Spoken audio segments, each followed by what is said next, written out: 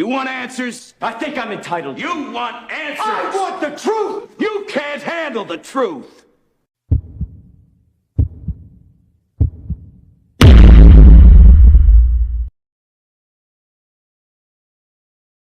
Sue's perfections, ooh, Sin City, Montana, Coke Party, ooh, we run the city, homie tryna keep up, ooh, they going broke, I'll finish your career, ooh, get a rope, Warning, warning, warning, warning. Dope money, ooh, That Montana in the spot, getting guap, ooh, that's hard labor. in the club, popping bottles, Yeah, we blowing that sour. hand for the real niggas, Rest of these niggas cowards. how you want it, How you want it? hands gun or the knife, Soon as your man see the barrel, he gon' run for his life, bullets flying. bullets flying. Hello, YouTube. MGTOW, Red Pill. This is, excuse me, allergies. This is Red Pill in the Wind, and Billy made a mess. Oh. Welcome over, Spear. I'd like to welcome the people. It's like, yeah. Good evening, Win. Good evening, Good YouTube. evening. Good evening. The topics today are the Dunning-kreuger effect, global warming, primetime manosphere behaves like sports teams. There we go. Yeah. So, meanwhile, while we wait for either Baron Yam or Tico for a few minutes, What's been happening, Win? do you have any topics you want to talk about, Billy? Nothing that springs to mind in the here and now, impulsivity wise. Just general sort of like, how you doing? How was your week? Weeks seems to be doing it's relatively okay. Besides the allergies, basically trying desperately to cave my chest in, but that's neither here nor there. Now, I've been dealing with, I guess you can call it a disagreement, because, well, there's certain people that either they don't have the time to do this in a live chat, but they usually wait to the after show, to the playback. But hey, that's only speculation and excuses.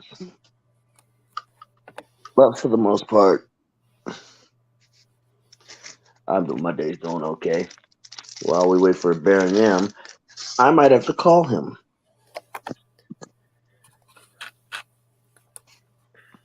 Give him 1 second.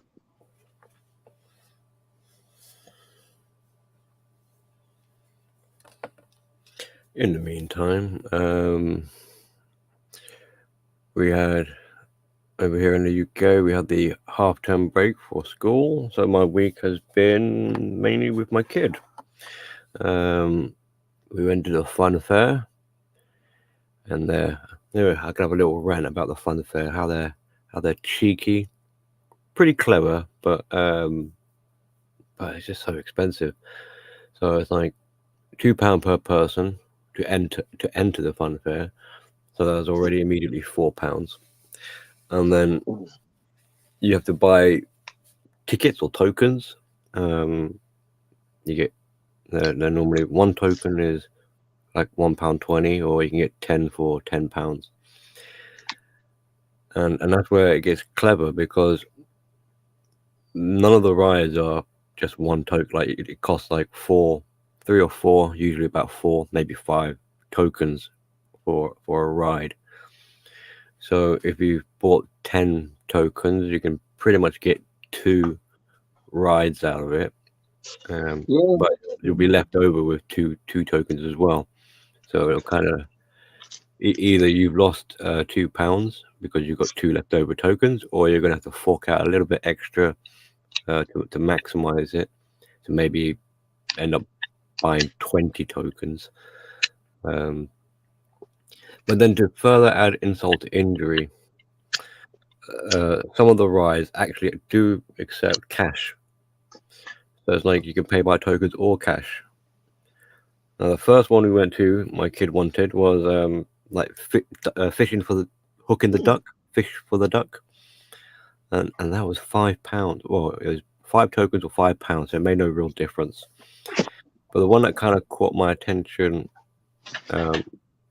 next was throwing a tennis ball at a stack of tin cans.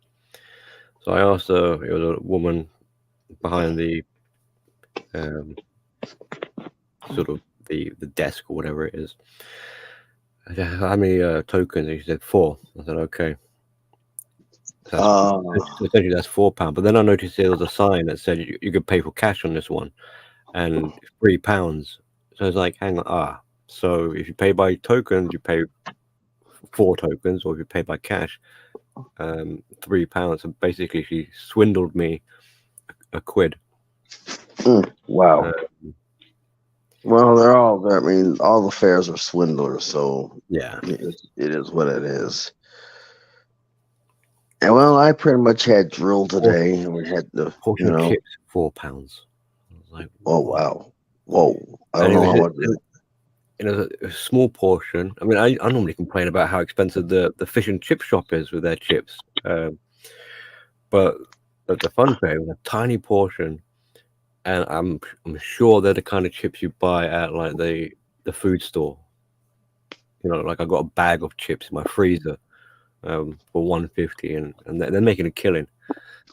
No, yeah, I'm gonna try to get Tico on here if he's not too busy.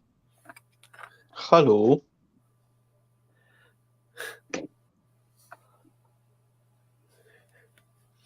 Yeah, madam. What's up, Billy? Billy. How you doing?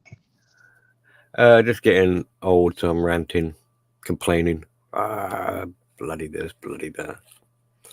Oh yeah, I'm fired up too today, for sure. What was wasn't the topic something that that triggered you, or was it something that Wynn said? Because it's probably something that Wynn said. I think I triggered myself because I was like, so how's your week? And I was like, right, how's my week? Oh yeah, okay. Oh, now I remember. Expensive. No. Well, what can I say? Tico's being an old man. He's probably going to sleep before the birds. You know, he's got to have his old man nap, his power nap. Yeah, no, I mean that's understandable. I mean, who has a good week and like, well, person that isn't like a soulless evil person that has a good week nowadays. You know, they're pretty cynical way of looking at things. Well, let's see. People drop dead like flies to a can of Raid, but usually it's not. Replace the Raid with high velocity moving stones. Yeah, according to my sources, that might be the rise and fall of the retail market. I think that a lot of people are like wondering where's all the people out buying stuff, and I think it might be suffering from the side effects of inflation. I don't know, basically planned inflation to try to get people back to work. Well, maybe when they took a specific type of needle, there was some inflation, and now they can't really get out of their chairs because they're twisted up. Oh yeah. You know it. You're familiar. I'm familiar with that. And the sad part about it is most of those people are going to die. I mean, it's weird. I've been perusing. I've been getting triggered myself, self-triggering, as well, because I've been in flat Earth message boards and in the flat Earth community. Oh God, now we're gonna get advertisements underneath this video. Oh man, for the flat Earth. Oh, I've been noticing flat Earth been creeping into conversations and streams lately. Because it's all about debating is almost at a new, new peak this June, especially during Pride Month. And something to with all be the news and the Amber Heard and stuff, people are much more likely to come out with conspiracy theories and stuff. Like I made a joke video saying like, "Oh, Johnny Depp won. That means the Earth is flat." Because it kind of can like the world is such a like a snowball kind of momentum nowadays with everything. Like everything is interwoven and interconnected. And so the flat Earth people are coming out of the woodwork again, saying like, it's so weird. Anytime there's like a global, it's weird. It's funny, like a global phenomena. Anytime something affects the globe on a mass scale, you have the flat Earthers coming out. Isn't it ironic? it's one thing if you want to mess with them and have a poke a little fun and things like that. But if you're expecting to have a proper debate, which they're going to try and entice you into doing one. This is why I'm seeing them appearing on people's streams and trying to get into an argument with people. Well, that's the thing. It's not really a debate. It's just them yelling at you. Yeah, and then there's like only a certain threshold where people then all start like inserting racial or gender based or religion based things on the concept. It's not just like a F, let's call it a FET, standing for a flat Stanley planet of FET. There's not that many FETs that happen in a vacuum, if you know what I'm saying. It's all, like I said, it all has to do with what happened to them when they were like 13 or something, and then it like they assign like such a huge value. Like I heard one argument that was saying, well, I might not be able to prove to you the shape of the Earth, but if I can prove to you that you have been lied to, that you perhaps that you can come to a better understanding of who you are as a person. So they're flat out saying that it's not about the actual as it is, like the physical representation of the Earth. That's not part of it. It's all about the story, like their victim, the mentality of having of being preached to like that. They just like being preached to. So basically, if I can tell you that this apple is not red, it may help you to be able to enjoy this banana more easily. Does that sound about right? Pretty much, yeah. I mean, it's all designed to say, oh, you're being screwed over, and then it's designed to target people who have a problem with authority.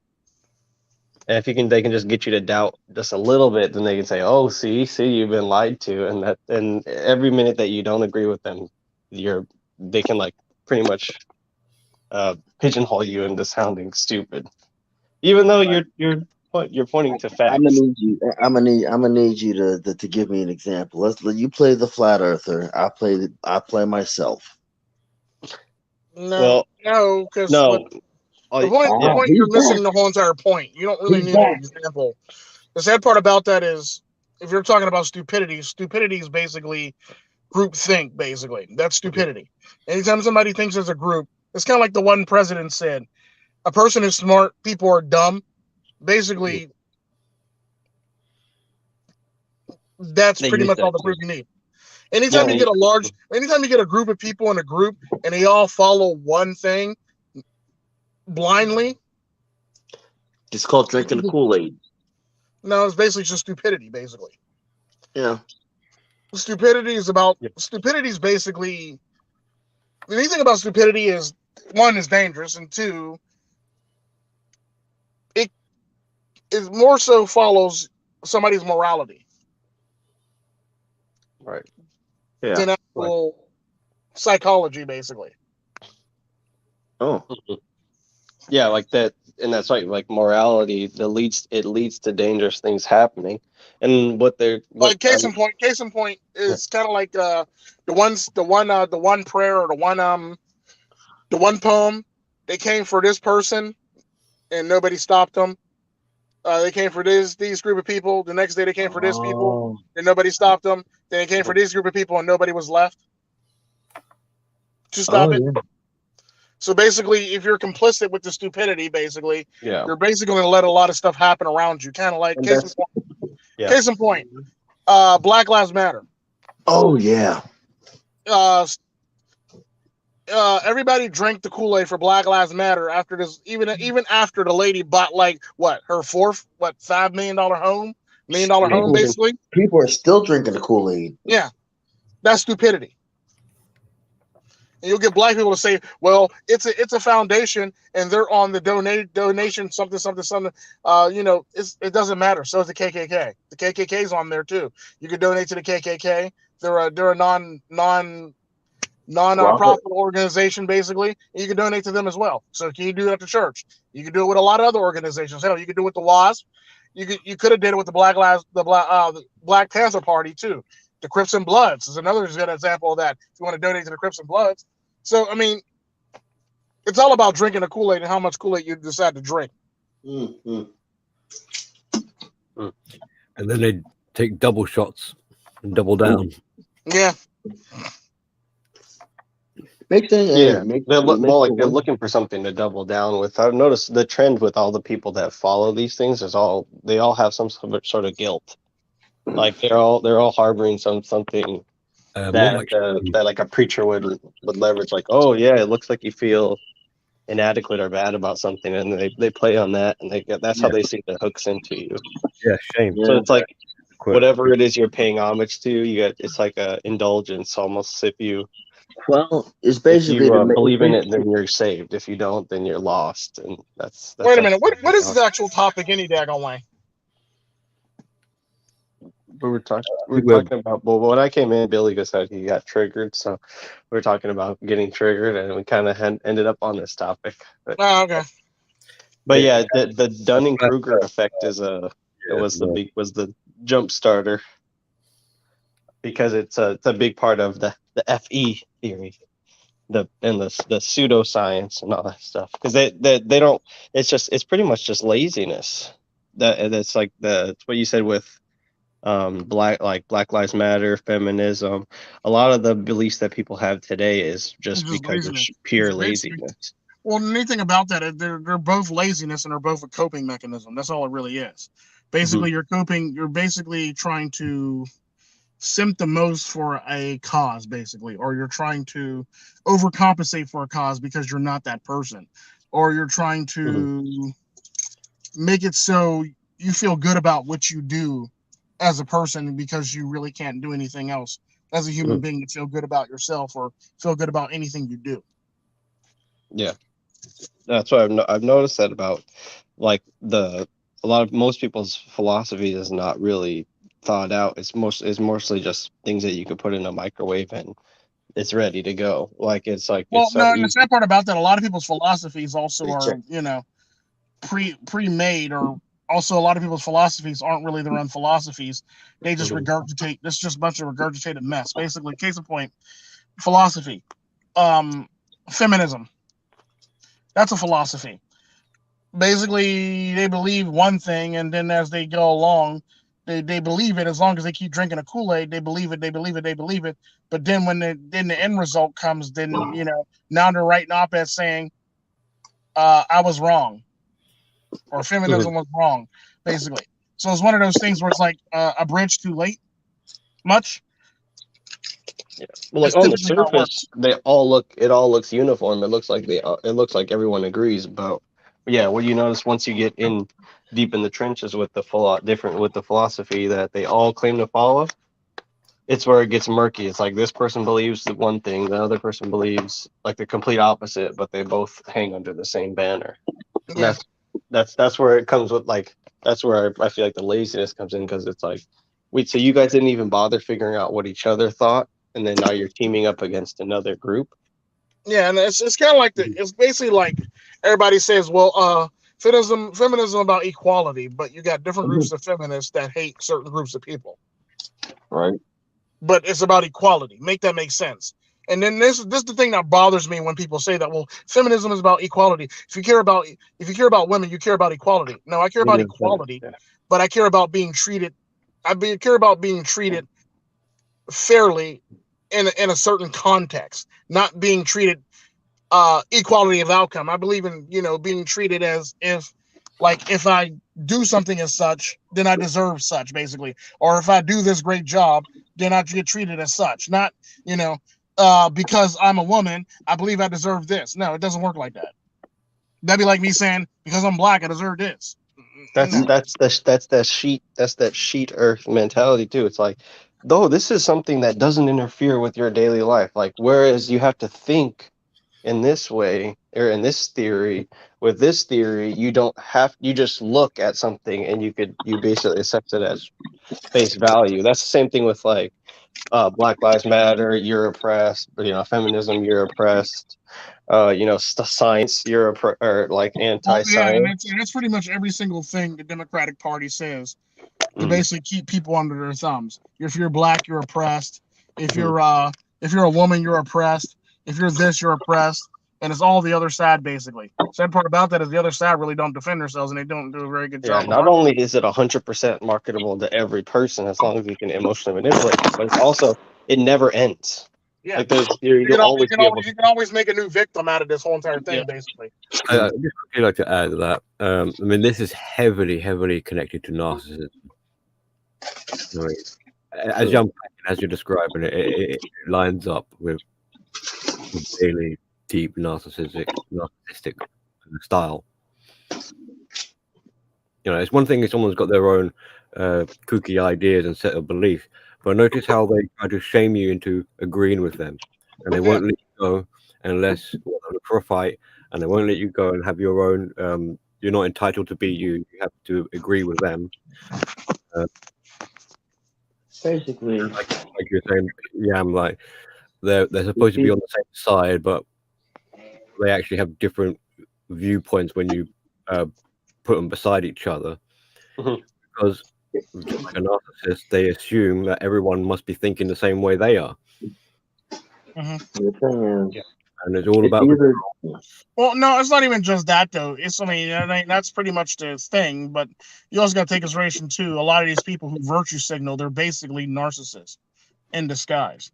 If you're going to virtue signal for a certain thing or about a certain thing, you're basically a narcissist. You're only doing it for your own personal gain, which means you're a narcissist. You're only doing it for your own personal wealth or own personal enrichment or own personal anything. You're basically doing it. You're basically doing it to benefit yourself or make yourself look better than what you really are as a human being. Right. It's basically like when I say, 9 times out of 10, if you walk up on a Black Lives Matter person who has Black Lives Matter on their doorstep, there's a high chance that they're racist. Pretty much. It's pretty much what it is. That's the sad part about it. Anybody that has Black Lives Matter on their doorstep is pretty much a racist. You're more likely to get a person who is on the Trump side to actually treat you like a human being than those people are. Yep. I can't count how many. I can't count how many rallies that I've been treated like a human being. Oh, wait a minute. Yeah, and that's. But the sad part about that is everybody. The sad part about that is this is that projection I always talk about. The people on the Trump side are racist. They're bigoted. They're phobics. They're this. But the sad part about that, all those people pointing those fingers, none of them. All of them claim to be your allies, but none of them date black people. Strange. Like my favorite. Well, they'll say like, oh well, black people are oppressed and this, that, and the other, and they're oppressed by this group of people. But then they'll say, well, white men are this, that, and the other. But if you look at who they're dating the same white men that they claim are the problem in the world, basically. If you know what I mean. Like, make that make sense to me. Yeah, and then with this whole like that, so I was just another reason why we're on the topic is I've been like looking at the community because like what Billy said, it's been like the scientific theories and stuff have been have been being debated much more frequently as a result of like the worldwide, like the the global irony, like the global pandemic and the global things that have been happening. And one thing that they do is like say, oh, if you believe in the the paper Earth, the Earth that's two-dimensional, then you also are racist, or you also are anti needle, and you're also anti. Like they just clump everything together. So it's like it's creating more. Well, it's easy to do it that way because it's just easier to do it that way if you do it that way. Yeah, sure. The sad part about that is a lot of people do it that way because it's just easier to clump people together instead of actually think independently to actually determine if a person is or isn't or is not, if you know what I mean. By saying that, you're basically able to like, corral people into one box, if you know what I mean. It's kind of like how they say, we force them to pick a side. All black people are the same. If you look at me and Wen, we're different. We might be into the same things, but we're different. You know what I mean? Or if you look at me, Wind, and Lion, Blue Lion, me, Wind, Blue Lion, Freaky Jersey Tales, Mr. Forma, and True Sherm, we're all into different things. We're not the same. Right.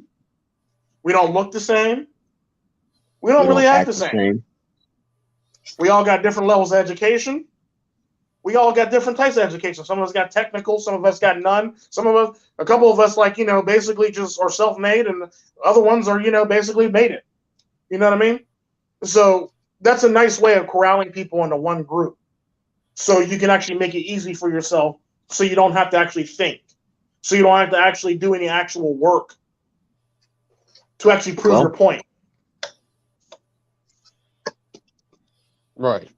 And it's just it seems like none of it makes it feel like none of the points are actually worth it. Like how is it going to affect your life differently what you believe if the other person's not going to think about it when they pull the trigger or they make that decision. So it's just like it kind of leans to chaos, because unless you can figure out, unless you're in an area where don't have like opposing ideals with other people, they're always going to assume things about you based on how you look, how you sound, the way you carry yourself. And so, and I've experienced it too. It's like, I make tons of posts on social media about like political things, but somebody's always going to assume that I am the other way based on how I look. Or if I don't believe in if I don't believe in if I don't vote Democrat, they're gonna think that I am, Uncle Tom, even though I don't look, even though I'm not very. They're automatically they're gonna make something up. I mean, they're like, we'll relate it to, I don't know, since I'm Philippines, they'll be like, oh, so you're like Duterte. So and it's just like it's such a wild jump, but they have nothing else to go to that doesn't require anything.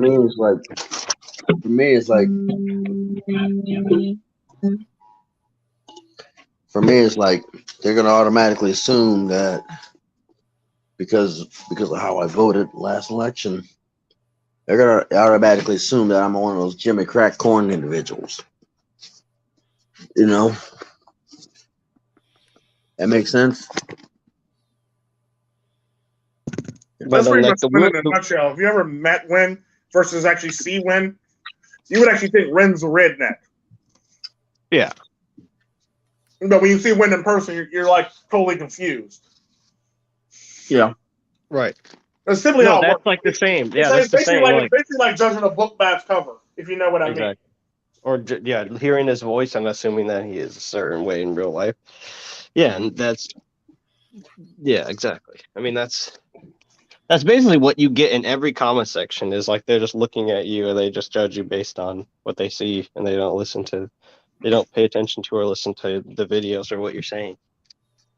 Which is why I think I like these live streams, because it's like you can't make any assumptions based on how we look. I mean, you can say that, oh, we broke because it's just like on StreamYard, but okay, great, we fine. Like that doesn't change the fact that. Well, wait, how we broke when we paid for the top tier StreamYard?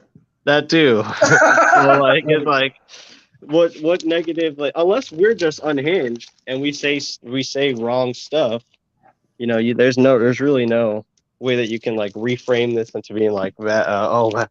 But the path to hell is always paved with good intentions. My rebuttal to that is there really is no way you can make me feel bad about something if I don't like value it the same way that you do. Like if you're saying, "Oh, I'm just not impressed by your knowledge," well, I mean that's not the aim. That's not the aim of anybody on this channel, is to impress people with knowledge. The aim is to discuss these topics. So if like a comment, my favorite is when me and Wim were talking about it was a couple people at the manosphere. Apparently, because certain people like talking behind your back, he thinks he's better than us or he thinks he's smarter than us. No, I don't. You're just ashamed of yourself, and that's where you like to stay. So you need an outlet to take it out on because you don't want to change and be a better human being. So you pick me. Sadly, Tito's the one that actually helped them grow. That'll help them figure out who the heck they are. Yeah. You know? Yeah, because the topics I talk about aren't just about, the same old stupid stuff there, basically. I talk about all and everything that needs to be talked about. And the sad part about it, you'll get someone that says, well, this is pointless. This ain't this. Well, yeah, it is. Just because you're narrow-minded, that don't make it not that. You just like to listen to a certain type of content, and you just don't want to grow as a human being. That's all it is. Yeah. That'd be like saying anything that Human says isn't red pill, or anything that TFM says isn't red pill, or anything that Sandman says isn't red pill. It's the same fucking content. Even though they're like MGTOW content creators are in a certain way. However they define themselves, people want to say, okay, that's the line. You can't cross that line because you said. So it's a gotcha moment. It's kind of like my when people were asking me, dude, you should just be MGTOW. No, I've already stated why I don't call myself MGTOW. If you can't respect it as a human being, then I don't need to be around you and you don't need to be around me. I can't call myself MGTOW and break rules. I come from the Spanish manosphere. I got a lot of people to atone to and answer to if I was to do some dumb stuff like that, basically, because I'm not. And then I got to answer to the Spanish manosphere on some stupid stuff that I decided to do. It is what you said then, Tico, that they are simping for a cause, like almost like they see a hot girl and like, why don't you like that girl? Like, nigga, do I have to like the girl? Yeah, it's kind of like when you hear me when everybody's doing like smash or pass, and I say she's a Colombian 2 or 3.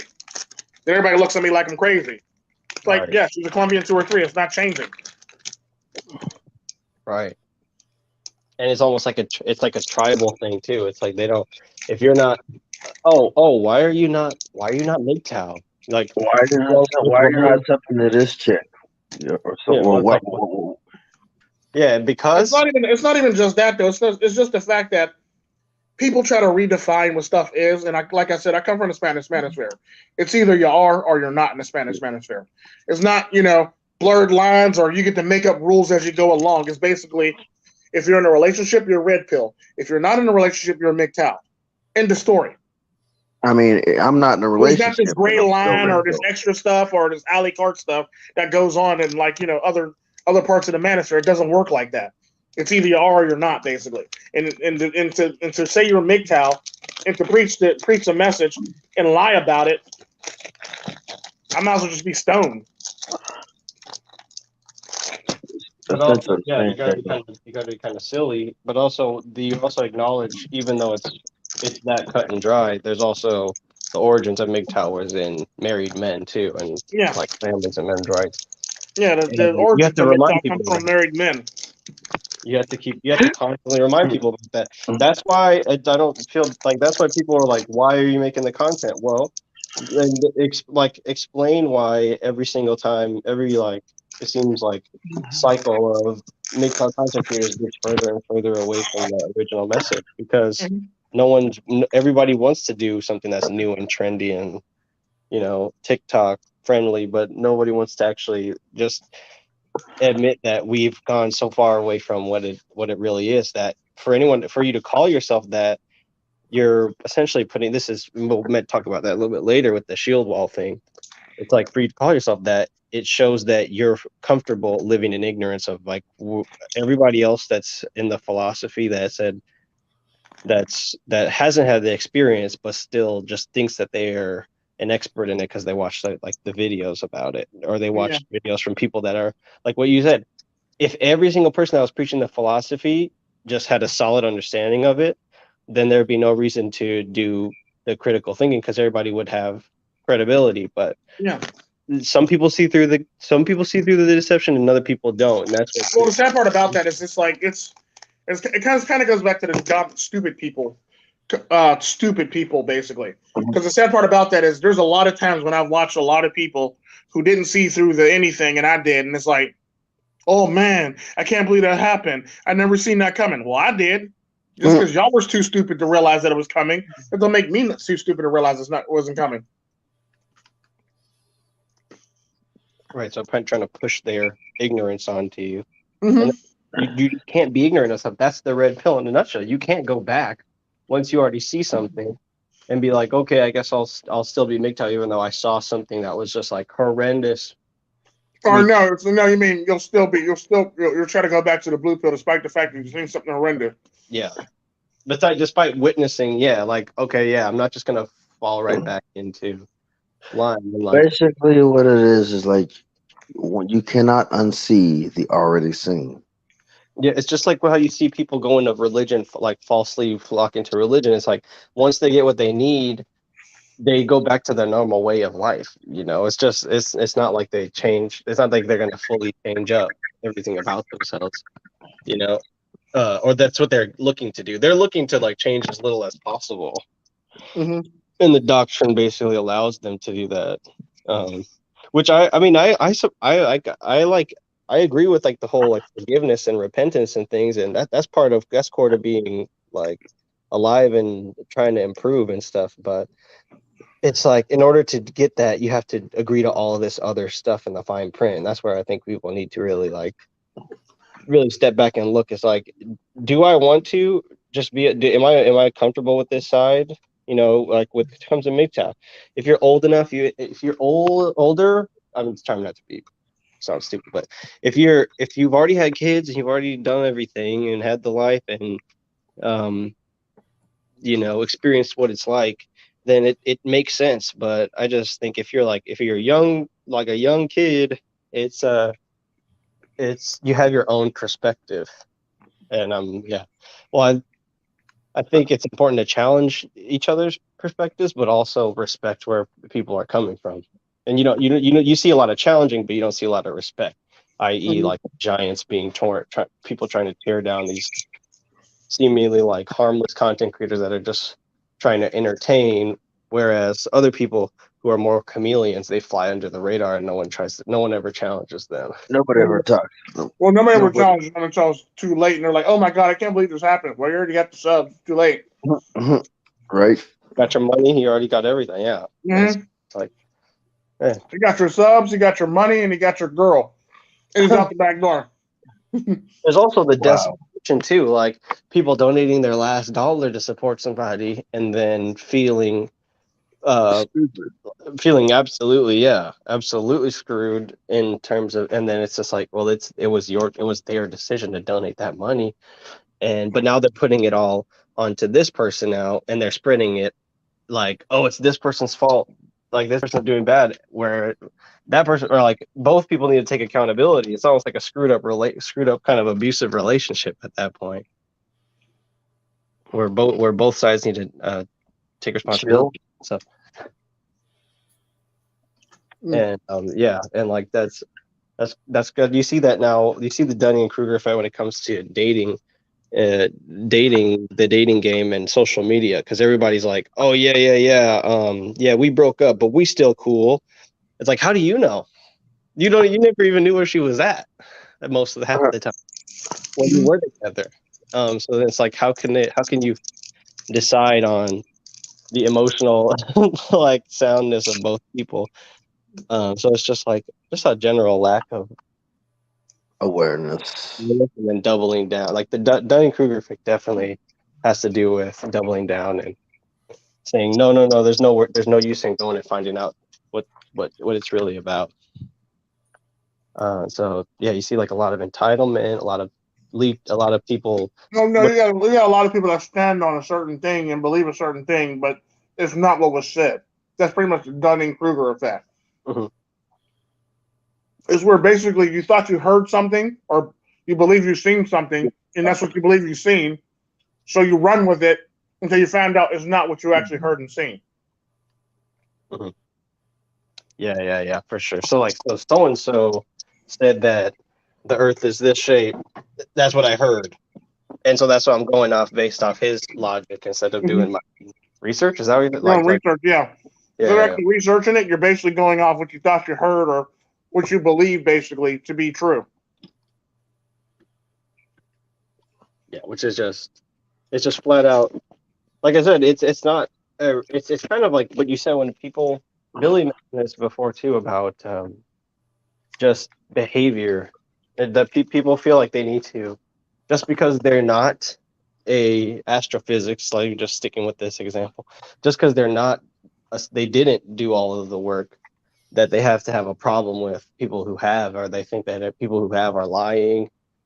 That's why you get a lot of people challenging like people who are authentic on YouTube, saying like, "Oh, you can't be. You're hiding something. You're hiding something. You're hiding." Well, like that's because you can't handle they can't handle like you being authentic. So it's just like a vicious cycle that they put themselves through. Well, no, because the sad part about that is basically about something you thought you heard or you thought you seen, and you believe it to be true. Kind of like, right. Case in point, Silence of the Lamb. Everybody swear he heard the line, but he didn't really say the line. Which one? Oh, I'm here. Am I pretty or whatever? What is it? Everybody believes they heard the line, but the sad part about that, if you got back and actually listen to the line, he never said it. Well, is it that the Mandela effect too? Are they the same? I mean, well, yeah, but that's the Mandela effect. I'm sorry. Yeah, Dunning-kreuger. I'm sorry. Damn. Dunning-kreuger effect. Yeah, that's the Mandela effect. I'm sorry. Well, like, it targets the same place in the mind, though. If you think, because it's just like Mandela effect is mistaking something that everyone assumes is correct as like absolute truth. It's both have to do with absolutism. Dunning-kreuger effect is like beyond certainty. Like my skill level is beyond a reasonable doubt. Like there's like I am what I say that I am. That's why they feel like they can tackle hard topics like relationships. You see so many content creators nowadays, but then at the same time there's very little expertise to go among them. Like maybe one guy has like a pickup artist background, so they've dated all these people, but they don't really It's got well, let me rephrase that, because the Dunning-kreuger effect is basically, it does come from the same mindset, but it's basically a bias towards the actual. You believe that you have this overwhelming skill to do something that you really don't have the skill to do. It's kind of like it comes from like the I was like, the specific example I'm thinking of is when it comes to live streaming. Like people have this lived experience, and then they're like, "Wow, this would be great to like share stories or to joke around or something with."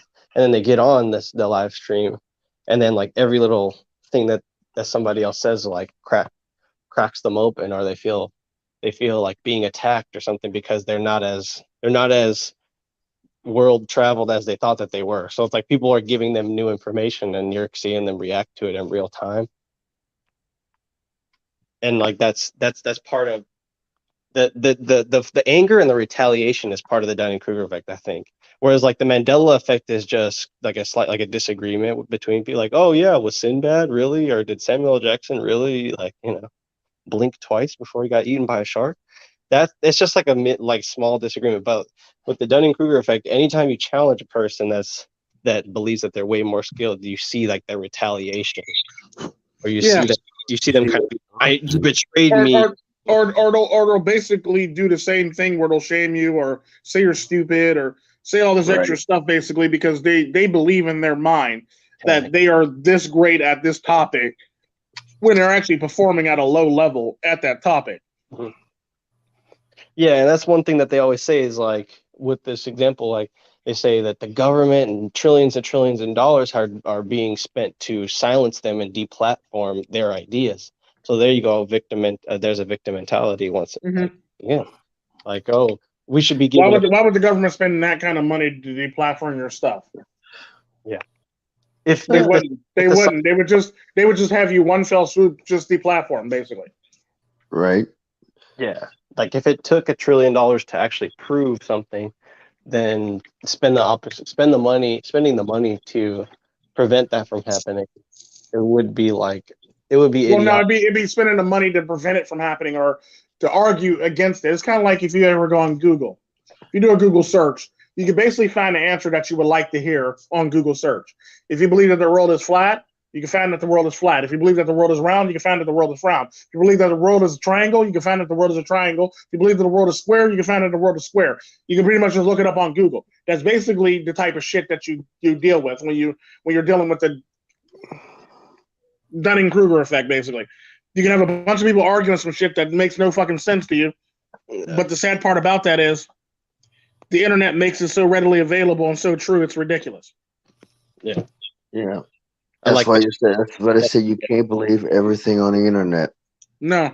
I like that segment, Shapes with Tico. And it's just like, it's like, listen, it could be a fucking triangle, it could be a square. No, it would be like, that'd be a nice segment for kids. Like, you teaching kids about shapes, and it's just like, listen, doesn't matter what you think it is. You can go Google it, and you can figure it out. It goes in the square. It doesn't matter what it goes into the square hole. Yeah. Like, hey, we have a circle. Does it? I think anybody know where it goes? It goes into a square. Triangle. I think part of it is just wanting to socialize. Like a lot of people will believe anything just so they can get into a group and socialize and be known. Like this one guy right now that I watched. He's just like, oh, come meet up with me about being a conservative. You know, it's like there's no agenda, like no agenda. There's like right. You know, like it's almost like by just considering something a hangout or a meetup, it turns it to me in my mind. That's where the suspicion like flags go bing bing bing, because it's just like unless you're meeting about something important, then why is it that you're doing it? It makes the grift seem all the more like it makes the grift seem like 3-dimensional. Like you can literally physically interact with it, because it's just like there's people that want to meet up. Like people like Tico and Linda met up before, but they're I don't know, they almost developed a friendship and then they met up. But I think people are trying to meet up in order to make friends based on these like online. Not so much. No, I mean social is one thing, but really it comes down to the control and power. So yeah, whether they're alone or with a group of people, they have to feel in control. Well, the people are a requirement, because if you're going to have control and power, who is it going to be control and power over? So you need someone. Matey is because they want to use people. Yeah, I was just thinking about most of the time that is true. Or alone, something like if they want to control, who are they gonna control? Maybe they're controlling like people in their life. I agree with them. Outcomes and anger. So it's like that's not that's bullying someone into servitude.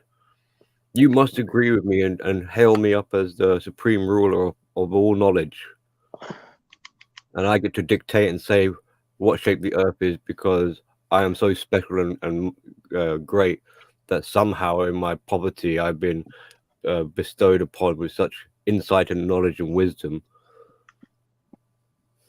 I mean, it's lunacy. Then don't laugh at me if I believe in Earth is shaped like a donut. You're the heretic, not me. And then you're proving my point, because only a complete moron would challenge my authority on the matter, and you're confirming to me even more that the world is shaped like a donut with sprinkles on. That sounds about right.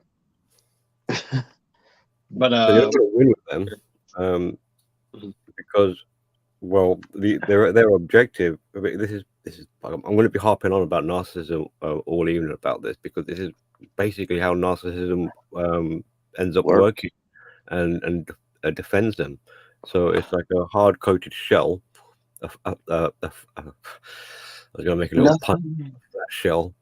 Nothing short than a space trip to NASA, or even I don't even think a space trip to NASA would change any of their minds. I mean, if you want to look at it from the other side of the argument, okay, so what are the criteria of people with narcissism? Is things like lack of self-awareness. So you're going to see parallels here. With narcissists, lack of self-awareness, no consideration for other people. It's all about shame. It's all about control. Abuse people, have conflict, have a mean temper, have meltdowns, magical thinking. There we go. Impulsivity thinking or behaviors. So they'll just say whatever they want, and they'll have a fight with you on the fly, on the spur of the moment, in the heat of the moment. We see a low IQ. Well, you do get cerebral narcissists, but on the whole, I mean, narcissists aren't exactly masterminds. They're not very bright people. So people who are in that kind of category, like the Dunning-kreuger, who are displaying behaviors and such, are very much narcissistic. You know, it lines up. Dumb people, if you've got someone who's dumb or stupid, what kind of line of defense are they going to have in life to get by? They're going to have to start becoming more and more narcissistic. And then that self-importance, that righteousness. No, because the sad part about that, not all stupid people would be narcissists, for the fact that just a person that's just plain stupid is just plain dangerous altogether. Because you don't know what they're going to do. They're unpredictable. And you don't know the linear path that they're actually going to follow, because there is none, because they're stupid. So you don't know how it's going to end. You don't know how the chips are going to fall. And you don't know. It's basically what I say about criminals. The difference between criminals and stupid people. The difference between a criminal and a stupid person is the fact that you basically know what the cartel is going to do. You know their path. You know that they'll kill you for this reason, this reason, this reason. You know that they'll pretty much run up in your city and do this, this, and this. The problem with a stupid person is you don't know what they're going to do 1 minute to the next, because of stupidity. Okay, all right. So there is a bit of a distinction between someone who's embodying the sort of Dunning-kreuger, because they kind of take it to a different level because of that arrogance, and who is just naively sort of dim-witted, like low IQ. I mean, you can have like nice people who are kind of stupid. You know? Yeah, I mean, for me, it's like I'm gonna let y'all hash this one out, because I never heard about the Dunning-kreuger until today. So this is I'm gonna sit back and let y'all skin this cat. I'll hold the tail. Billy? Yeah. I was like, you participate, man. I mean, yeah. I mean, I'd never heard of Dunning-kreuger until today, you know. Good, Billy. I mean, so Dunning-kreuger is the name of the guy who researched into it, and we can tie in, because this sort of topic works well with what's his name, Bonhoeffer, the 5 laws of stupidity, and it's what you're saying earlier, Tico. Like actual like proper stupid people are the dangerous kind of person you could encounter. Not because maybe they might be malicious, but because of that unpredictability. You don't know what the F they're gonna do. You know, because they're stupid. Like, at least with someone who is like a criminal, or who's evil, who has bad intent, at least there's some, even though there's malice kind of thing, there's some thought processing going on. So that makes them a little bit more predictable, and essentially to some degree controllable. Like if someone was being out of line, like there's punishment, or there's consequences that people, society or whoever could you can imprison them or something like that. But if you've got someone who is just like an enigma, random, you have no idea what they're doing from 1 minute to the next. How do you kind of control that? And I mean, what's kind of frightening is maybe not so much a person who fits either the Dunning-kreuger or a stupidity type of category. It's the people who actually listen and follow along. Because it's one thing that you encounter someone who, you know, is sort of on a lower scale, but what does it say about the other people who co-sign on it? I mean, who's the greater fool? And this is frankly, this is something I'm seeing in the manosphere quite a bit, where someone will say something, and without any critical thinking or any real consideration, I don't know if it's a combination of it just kind of in one ear and out the other, and it wasn't registered, or if people are intentionally not wanting to upset other people's feelings, because that would be another element where on a subconscious level, people will, let's say you meet someone who's a bit fruity minded, they got kind of fruity ideas or whatever, and they're a bit emotional and they get a bit heated, and you kind of pick up on, at least on a subconscious level, that this person, like, we better not upset them, we better not challenge them, because it won't be just the argument that we'll have to kind of battle against. We'll actually have to battle against this other person's outrage, like the military, that puts people off from challenging them. So it's sort of indirect form of their aggression, or their aggressive sort of character traits and personality, sort of bullies listeners into not wanting to challenge. And so they get away with saying what they want. And then other people listen and they start agreeing. And then before you know it, we'll be all drinking our own pee and on some kind of whatever regiment is being told to us, because we're not really thinking for ourselves anymore, because we're too busy trying to make other people feel better. It's kind of like what we say about women. They like that feel-good Kool-Aid. There's a lot of men in the manosphere that actually like that feel-good Kool-Aid as well, too. Sadly, yes. But that's what's frightening. It's not, this is Kool-Aid that's not particularly coming from women, it's coming from other men within the group. And it's like, you guys, I mean, you're meant to be like red pill, you're meant to be sort of like apex or whatever, you're meant to be like critical thinkers. Where is it going on? It's the proximity of danger is so close. Yeah, it's like they'll get into a group and then they'll start to do like the gripe cycle, where they're all like, so what's really bothering you? Kind of like a lecture. But then like they start talking about the things they start talking about, they start realizing that they do it too. So that's where you get like that's where you get like the tapering off of the conversation, because there's like after you talk about a bunch of stuff that makes you feel bad, that makes you feel angry, now it's all about okay, how do we avoid this? Or if we're the ones that are doing it, then how do we like just end up being better? I'll give you the critical thinkers out. Well, yeah. I'll give you another one of the topic titles. The holding the line montage or whatever, motto or idea. I mean, that is an example of basically, don't think of for yourselves, just follow these commandments and everyone toe the line, and together we'll be protected. But yet the same person who's saying to hold the line, toe the line, is the very person that's breaking the commandments. You know? The thing is, it's like, well, no, you're missing a point, Len. That's besides the point. I mean, they might be breaking the commandments, but that's not the point. The point is the actual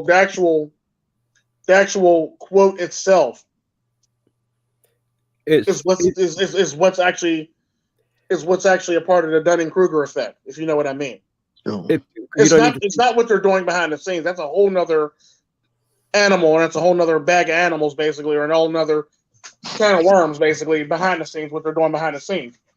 I mean, I get it, like, you know, there's that kind of camaraderie sort of thing of like, and if you've got people who perhaps aren't really at a position where they're thinking for themselves yet, then you kind of do need to sort of spoon feed them. Be like, look, everyone, just do as just sort of told and hold the line, and you'll be safe, and we could work out. We could do the thinking later.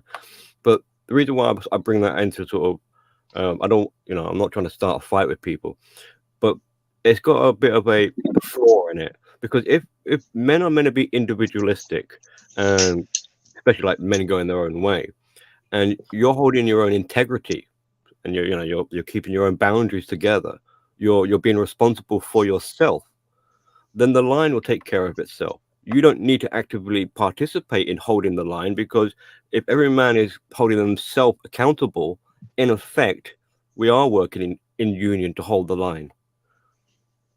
We don't need to stand shoulder to shoulder. Yeah. So if I'm now thinking, so spin it around. So if I'm thinking, right, I'm going to hold the line, then am I really holding myself? Am I being responsible for myself? No, you're sacrificing your needs in order to maybe protect somebody that doesn't really even have your best interests at heart. Right.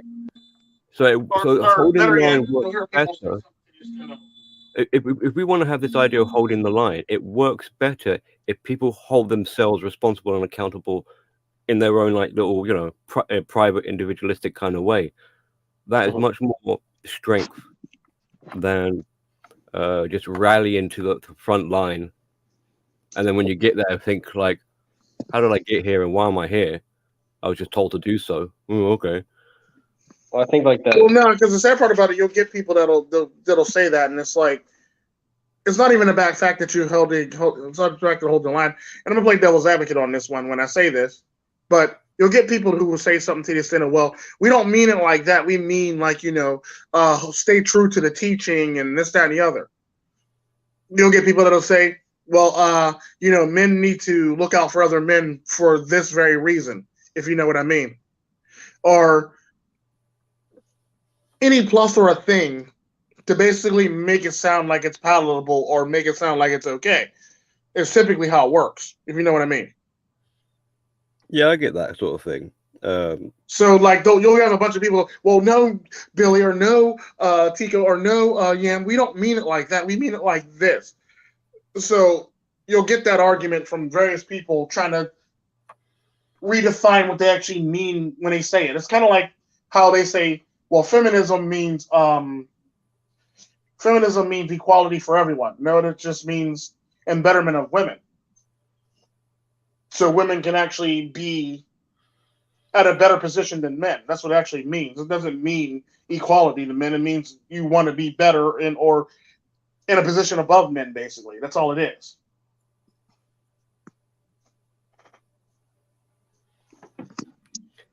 Sorry. Yeah. Yeah, it's just competitive environment, then it's a good mentality to want to be better than anybody. But a lot of times you see people have who are feminists, but they do a job that is not very competitive, or they want a competitive job, but they don't want to have to work for it. Right. So, they want the money of a competitive job, but they don't want to actually put in the work and be competitive for the job. That requires too much work. That requires them to actually do some actual activity or action to basically get that. And the sad part about that is they don't. It's kind of like the women that run around saying that I should get paid the same as I don't know. I'm a teacher or I'm a daycare runner. I should get paid the same as a doctor, Right. or a surgeon. There's where the problem starts. There's where the rub starts actually happening, basically at that point, because it's like, did you go to school that long? No. Did you do you know how to do surgery? No. Can you diagnose anything? No. Okay. Why do you want this pay, and why do you deserve this pay again? Or they want to be the principal, but yet they don't want the responsibility of being the principal. Yeah, or they don't want the fallout of being the principal, or the consequences of being the principal, or they want equality, but they don't want to have to join the draft, or they don't want to be drafted to the military. You see what I'm saying? So at certain points, you actually got to people. That's the problem with people, because I was talking to somebody about this yesterday.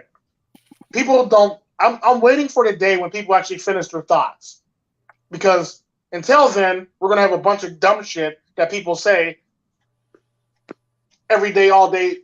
Because nobody wants to finish their thought. Nobody wants to finish their thought because to finish your thought, that requires you to actually think further and do more critical thinking into what you're actually saying, and to analyze what you're actually saying, to understand what you're actually saying. Yeah. And the problem with that is, probably waiting for people to finish their thoughts is less people are thinking. Less people are thinking and more people are feeling. Exactly. Yeah, I get that people want to kind of, when you point out their flaws, they want to kind of alter it for you, but it's like at that point you're already upset because you're not even worried about them convincing you. It's like, well, you left out you pushed this idea out unfinished, and now you're trying to like get me to co-sign on it by changing it the way that it seemed, the way that you like delivered it to me. And it's like, it doesn't matter what I think about it. It's, you put this out thinking that it was solid, and immediately the first person that you shared it with told you what was wrong with it. So like, either they don't care about the reaction from the audience, or they're convinced that it's positive when it really isn't. So many people are being are like a laughing stock. They don't even realize it, and it's just like, it's like that they walk themselves into that by basically not by like choosing the wrong people as feet for feedback. They're like, oh yeah, you're doing it great, you're doing great, you're doing great. But then there's nobody there that's actually going to be upfront with them and tell them like, oh yeah, dude, you said that you're a MGTOW again? Aren't you married, or don't you date? Aren't you in relationships? And that's the problem we're going to be. A lot of people are going to be facing. Yeah, let's kind of move on here. Who put global warming in the topics? Was that you, Wind? That was me. No, that was Tico. I was wondering. I was like, wait, I didn't put that in there. Yeah. Yeah. First thing I'm about trying to this figure topic, we need to actually talk about an actual topic that everybody's talking about, because it is bleeding edge red pill. So it's like, might as well bring up the topic now because everybody's running around with it, and like, if could I say something? I was trying to find somebody else who would know anything about this to basically jump in. Sure. I want to say something about that topic. I said rightfully. Let's gather up all the lead acid batters and throw. We can't really say that, can we? Can I say that? Can I say that? You have to ask then no. If you have to ask that, then the answer is probably no. Yeah, well, I'm not going to finish that. I'm not going to finish that segment. While we're waiting on that, because that is probably a better topic than than what I came up with, where it was like the primetime manosphere behaves like sports teams. Because the sad part about that is we basically talked about it, and they do. It's like, talk about the shield wall and stuff like that. And the sad part about it is, like, in all technicality, do you really need to hold the line? That's basically what it is. Yeah, the sad part about that is if you're, the only thing about men that people forget, and even people in the madness forget, men are selfless. Men will do things for anyone else before they do anything for themselves. Right. So, but going off that base nature of a man, why do I actually need to hold the line? If my base nature is to do for everybody else before I do for myself. Yeah, it's like put society ahead of myself, or put the group of people ahead of myself. Right. That is male based nature. Everything a male does is not for himself; it's for the group, the collective, and society. It's kind of like what you said when it comes to like nursing. It's like everybody wants to be a nurse, but why? It's like, do they have the capacity to even care? And like when you see new people come in the manosphere that haven't been following us for that long, you see that they're guilty, or they have this, like, it's not guilt, but it's like you see that they are trying to care about something that they never cared about in the first place. They always just cared about, getting pussy, man. And it's like they never cared, but now the manosphere is forcing them to care by bringing up good talking points, basically. And making them, kind of drawing them into the conversation. And so I know a guy, I was over here in the conversations, and I also know certain individuals where, like, they get off of work, and from the time they get off work until very, very late at night, almost into the morning, they're going from one live stream to another, devoting their time, devoting their energy, their attention, their money, even at certain cases. So they're just giving and giving and giving.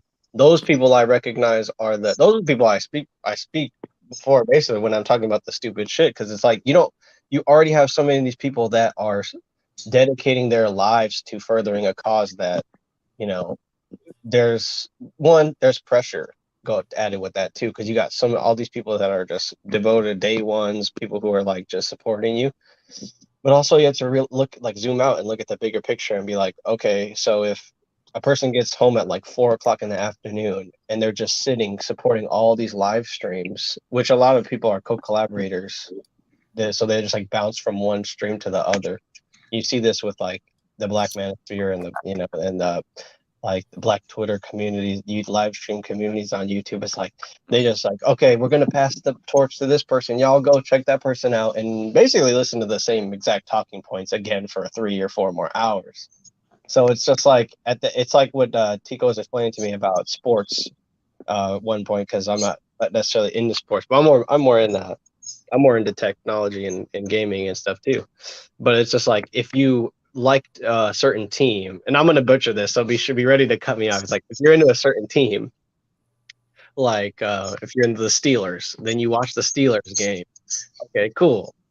But then you stay to watch the Raiders. Then you stay to watch the Ford. You stay to watch the Jaguars. Then you spend pretty much now. Next thing you know, it's like 2 o'clock in the morning, and you're still up. All your main goal is to watch the Steelers game. So it's like it's a whole nother form of like being glued to something or devoting your time to something. And to me, I just think it's weird if you're not getting what you want out of it. If it's like if the manosphere is just like a hobby for you or something, but you're spending way too much of your time like listening to these people, devoting your time to like watching them, and it's not really helping you, then it's kind of like just another thing you're sinking your time into now, like mainstream sports. It's like, what are you really getting out of it?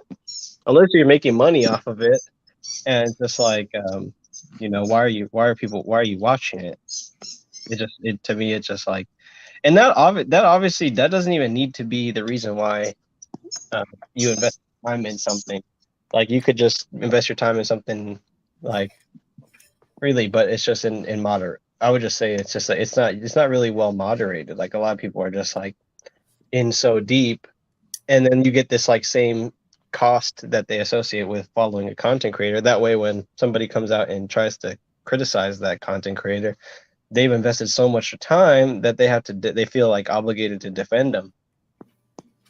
And that's what I noticed too. It's like sports teams, like, oh, we won that game last this weekend. When it's like, okay, they weren't even playing, they weren't on the field, they weren't actually helping men, they weren't doing anything to actually like further develop the philosophy and make it better, but they're taking credit for it, almost like how you take credit for like how the Chargers did. So it's just like, oh, we scored a touchdown, we ran the ball, and it's just like, no, most people get out and score a touchdown and run the ball in their own life. But there's a large majority of people that just sit by and watch everybody else do it. And credit. Or case in point, it'd be like saying, if you're a Steelers fan and the Steelers take an L for the season, but the Philadelphia Eagles basically gone to the playoffs. Now all of a sudden you're jumping on the Philadelphia Eagles bandwagon because they're a Pennsylvania team. That's like the fact that you were talking trash on the Eagles and you were doing all this other stuff. You're basically riding with the Eagles now because they're they're a team within your state, basically. That's how I see this whole situation with like, I don't want maybe mention the names, but like Penny Proud, Miss Elite, and the Mr. Elite, and the whole like drama surrounding that. It was like, you saw legit people that you really you really messed with, jump from one side to the other, back and forth constantly. So then you're like, oh, I have to collaborate with these people. I have to trust these people with like my personal information, my real name. When the moment that they saw that somebody was weak, they jumped to the other side. I just went after both. I mean, no, we can't. Well, some people go after both parties, Like Sid, the ones who go after. We're participating in it by trying to handle it. There's nothing you can handle. It's just how people right. do. it's between two people, and people are not. You can't control the actions of others. You know. Mm-hmm. But what you can, but The sad what you part about can, that is what you do, what you end up doing with that whole entire thing is you're participating in something and making it bigger than it needs to be. right? And now everybody else wants to pay attention and wonder what's going on. And now you're dragging in more views, more clicks, and more crap for somebody Right. that really doesn't deserve it at that point. Yeah, I'm like not saying the one doesn't deserve it. I'm just saying in general. Now you're basically bolstering up the enemy, basically. Right. So It's kind of like what I basically, say about trolling and trolls. I don't pay attention to their channel when they're trolling because I know that they pay attention to my channel, and I know that I have the people that view them to my channel based on the fluctuation in my views on my channel. I know that people are paying attention to my channel based on these various things. okay, what is that squeaking? you also can figure out if somebody's saying some shit about you on another channel because you'll see your views go up. Right. Yeah, but then most people don't have the clarity of mind to be like, oh, that's what's happening. Like they'll think, oh, whoa. Let me watch. Oh, this Tico. Who's this guy? What is this guy? Why is this guy so proud? And blah blah blah blah blah. And then all of a sudden they're making videos with subliminals and shit. And now they're going back to see if you watched it, to see if you made it, if you're gonna mention it or something. Now and then you see like, oh, my views went up. Oh, somebody's talking some shit about me behind my back, or trying That's to. pretty much all it really is. That's pretty much Yeah. how I know if somebody's actually talking shit or not, or somebody gave me praise. Because typically, when somebody talks shit, the views go up sharply. When somebody gave me praise, the views go up slowly and slightly. It's almost like think of it like this: when somebody gives me praise, it goes up like an escalator, like slow and steady. Mm-hmm. When somebody talks trash on me, they just spike like a freaking earthquake, basically. Uh-huh. So that's the fundamental difference between how I can tell when somebody's talking trash on me or when somebody actually gave me praise. Because people who give me praise, it's kind of like what I say about your haters and your friends. Your friends your friends keep you honest and keep you somewhat relevant, but your haters make you famous. When my haters talk, my numbers spike. I know When somebody gives me praise, my numbers go up gradually like an escalator. There was that moment back in 2020 where everybody was trying to be a caster, and it's weird because they would Discord was like a place where they would kind of congregate. So you had a bunch of these people who were like friends for no apparent reason other than they wanted to become StreamYarders together. And like what happened was they tried to rely on each other to sort of promote each other. That's what makes that quote so like impactful when you really think about it, because they think that haters are people that are trying to bring them down and la la la la. So you see how they move. It's like so desperate to plug all their friends' channels, because in reality they don't realize how that math actually works. Like they think their friends are the ones that are going to make them famous, and their haters are people that like solidify them. Like, oh yeah, people don't like me, that must mean I'm doing something right.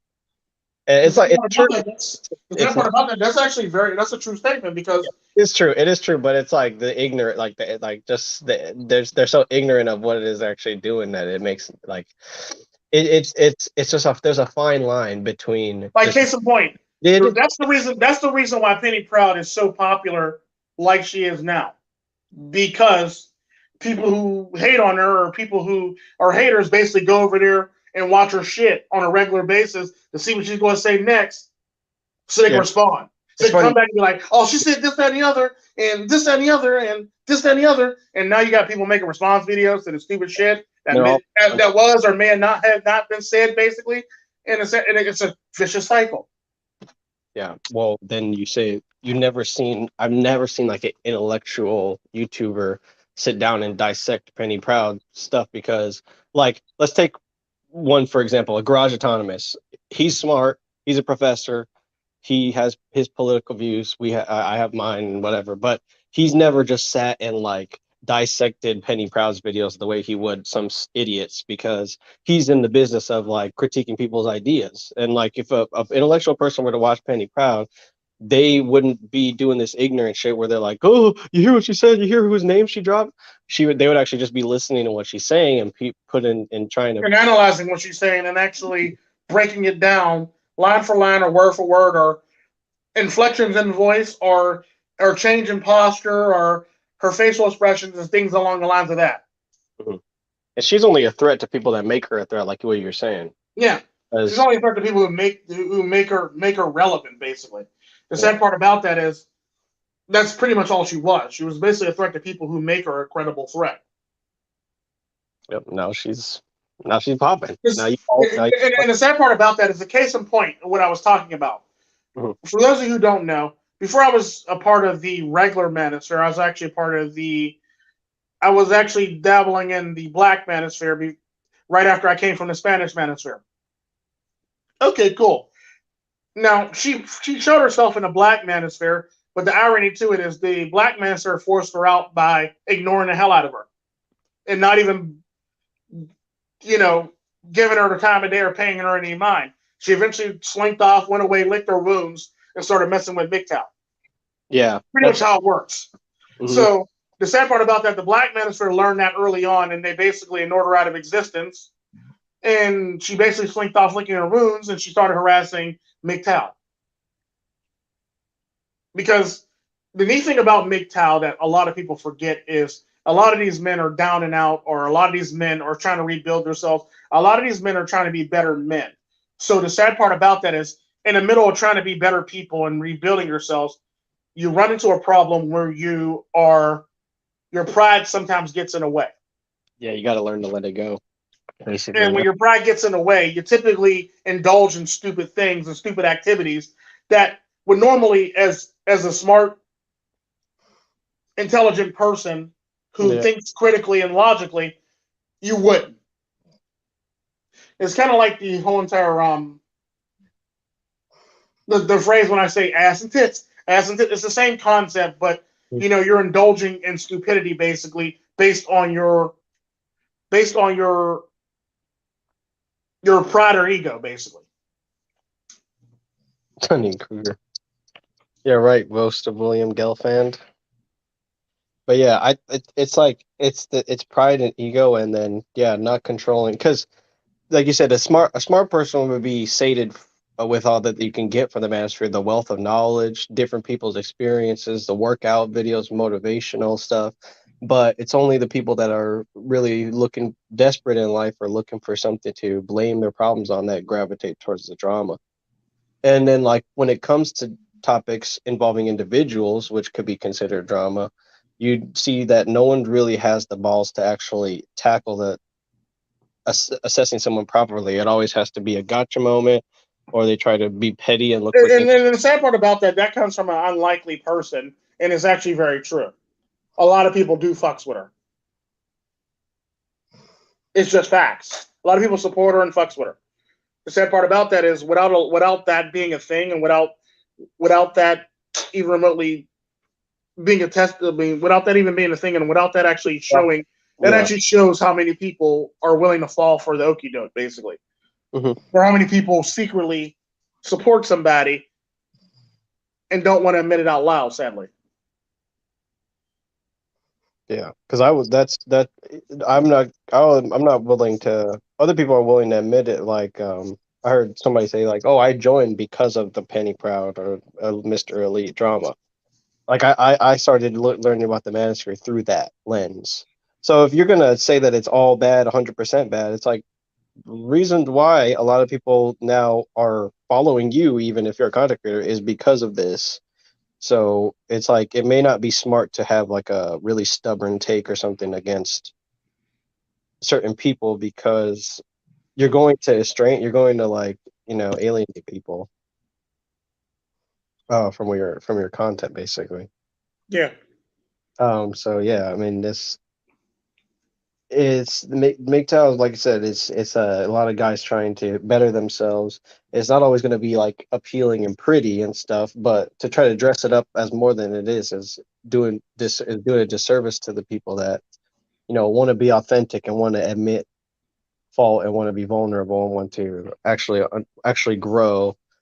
Because you got a lot of people who are just pushing out their chest and pushing and having this act like they need to be constantly entertained with bullshit when really they just need to look at themselves in the mirror and understand like whereas they screwed up in life. Yeah. So yeah, it's one of those like questions that we keep circling back to, because of just from the conversations and stuff that's happening now, because it's getting more like every single time you even mention something that criticizes like the belief of one of these content creators, you see them like explode or melt down or go nuclear and start banning people. When it's like, look, people are going to disagree with you, so it's like that's they're not going to censor you or shadow ban you or anything. They're just disagreeing with you. And the neat thing about that is, like, while we're talking about this, we might as well transition to the next topic at hand. So it's like, which is global warming, which is a topic that needs to be spoke about, both smart and not stupidly, and not based on talking points, basically. So there's that. And the sad part about that, there's a lot of people who will throw too much emotion into things, or throw something based on what they heard from, I don't know, a president, a governor, a teacher, and they lack the knowledge of the actual world itself. And the neat thing about global warming is, I notice people always talk to stupid people about global warming, but they never actually talk to people who actually do farming or any type of agricultural or anything that has to do with growing something or anything scientific basis. So when we speak about it from a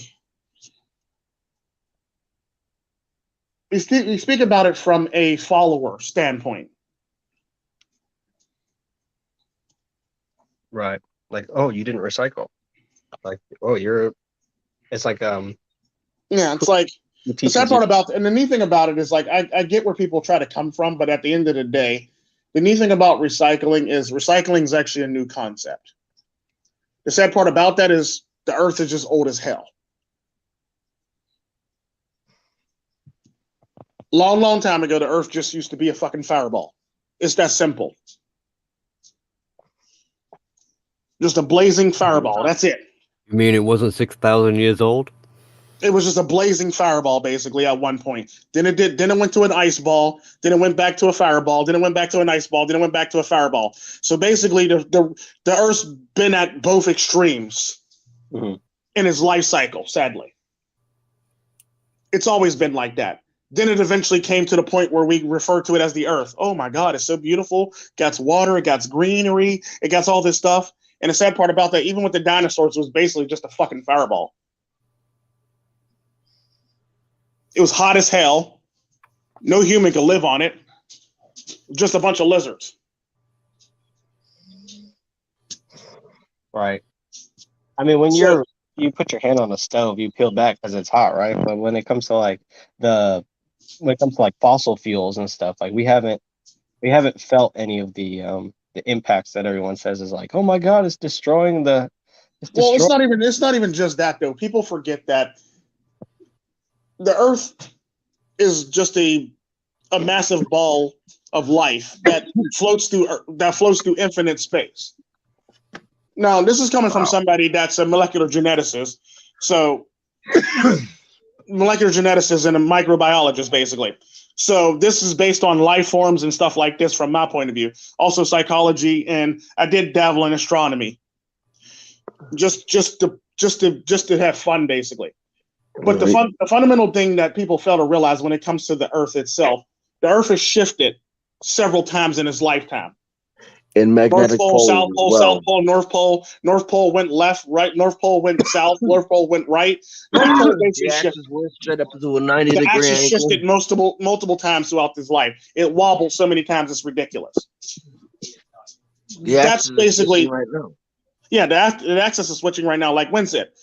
The problem with the Earth now that people fail to realize when it comes to global warming is the Earth is literally going through a massive fluctuation of energy, basically, in space. Right. And on top of that, the sun is going through its cycle where it's going to be the most active. It's active. There's the solar you know? Yeah. And the sad part about that is with that whole entire Earth shifting, that the ionosphere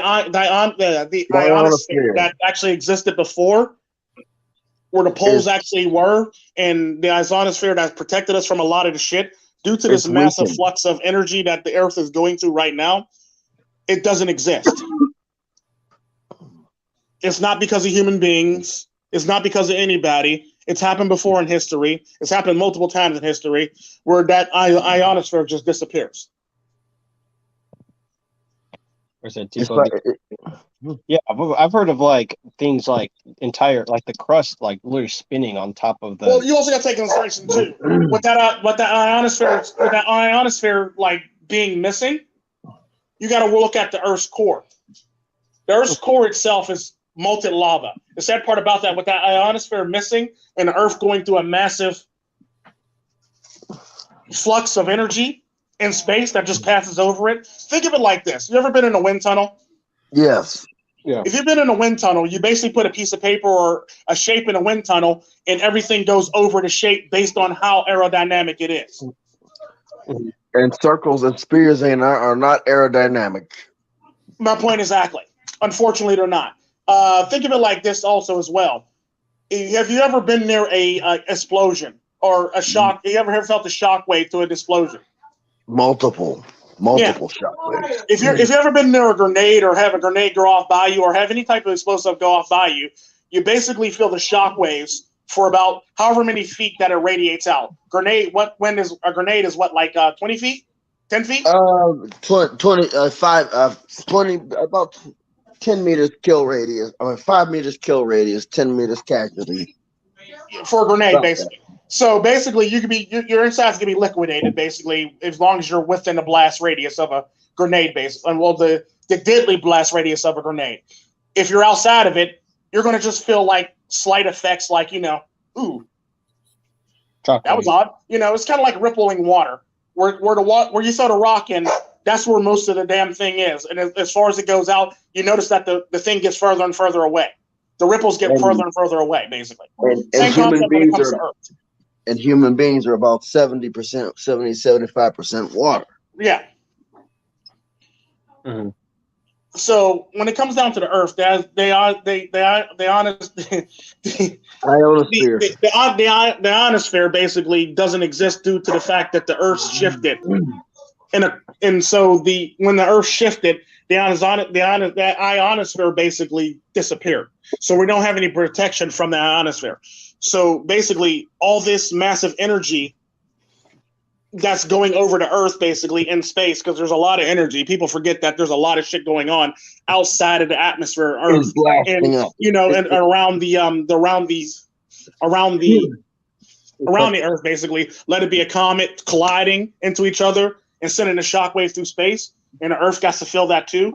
Let it be a comet flying past Earth at a high rate of speed. It'd be like if you ever driven down a parkway or a highway, and a big ass truck comes flying, barreling past you in your car. You feel your car's, Porsche. Am I right or wrong?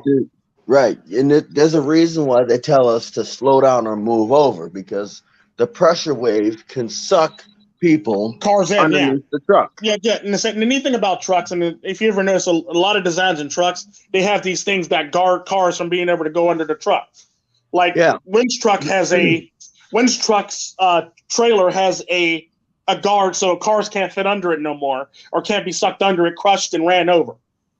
There's a reasoning for that. They know that these are big, massive objects flying down a parkway at a high rate of speed, and they suck things in. It's almost like an undertow, if you know what I mean. If you jump in the water, you jump in an undertow, you think you're going to be swimming, but you get sucked underwater and you get pushed out somewhere else.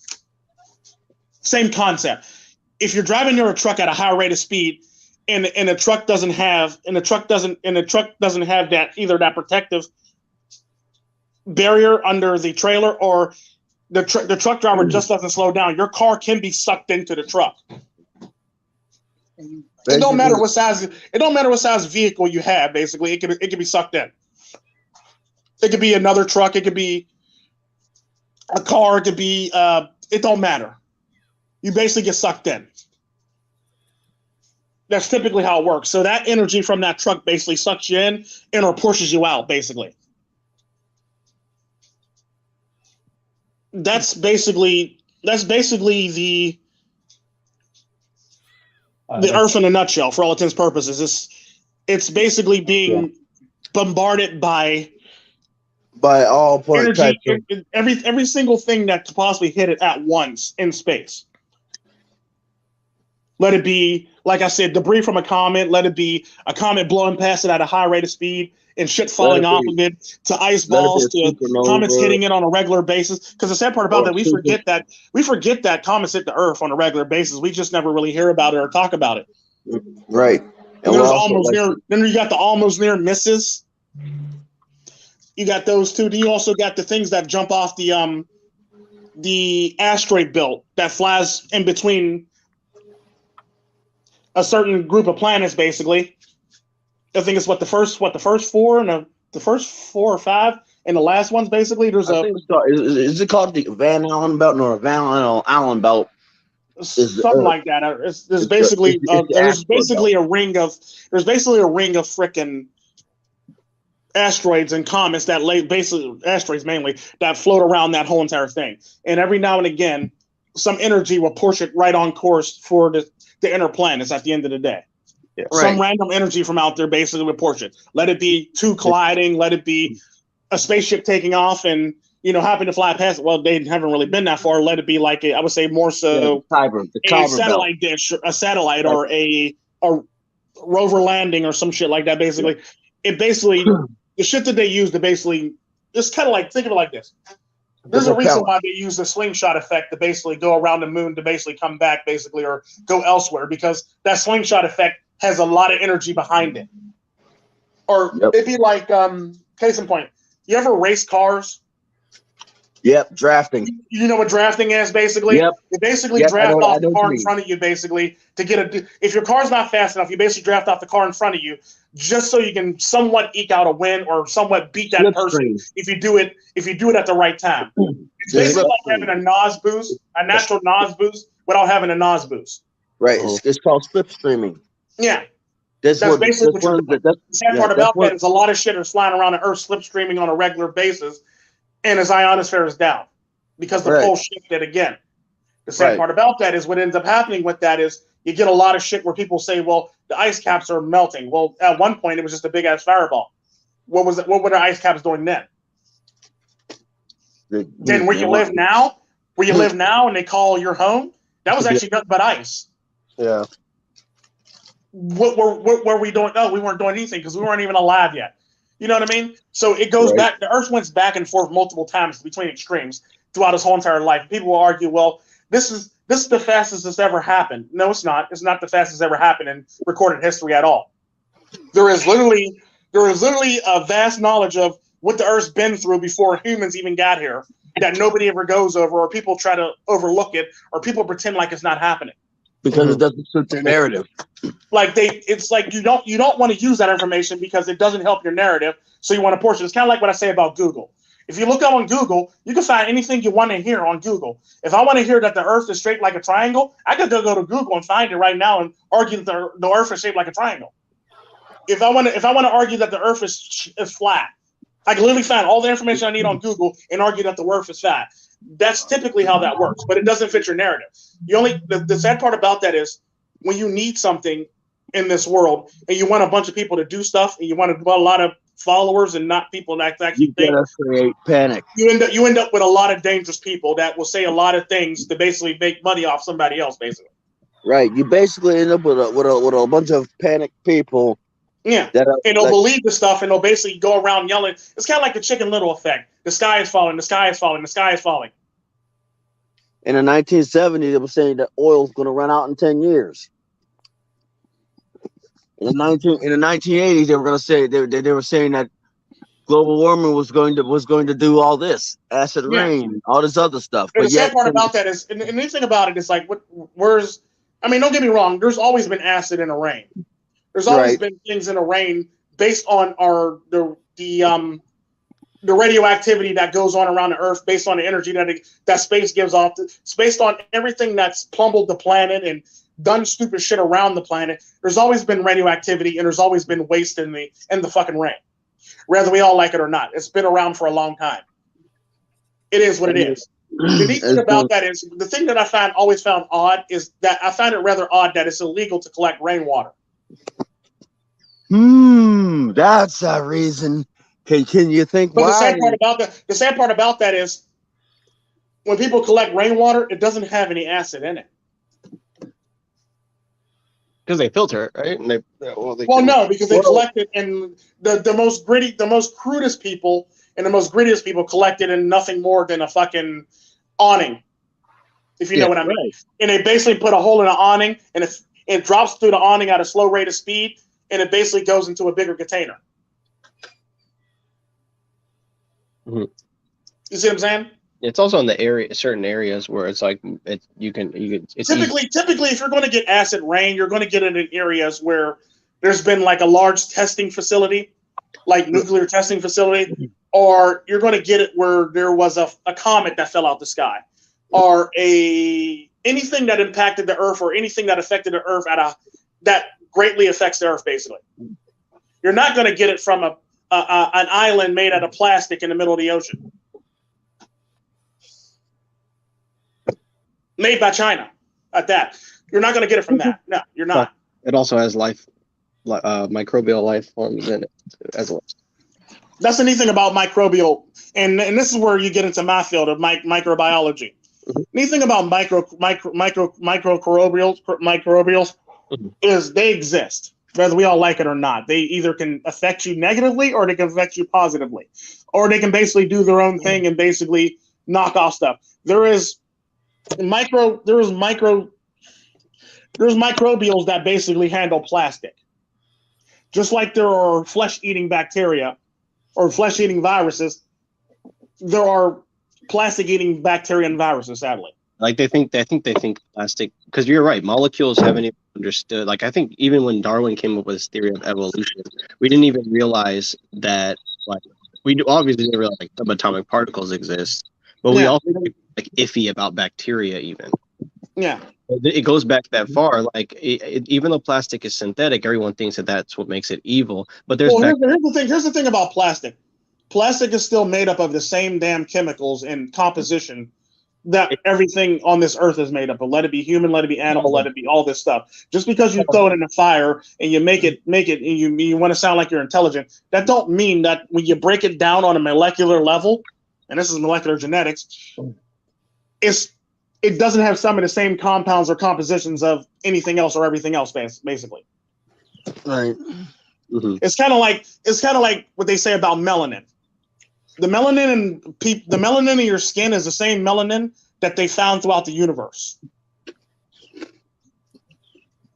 Oh yeah, or a DMT or that, like those. The neat thing about that, every single thing that we have on Earth is basically made through carbon, or basically made through particles that existed long before we ever did.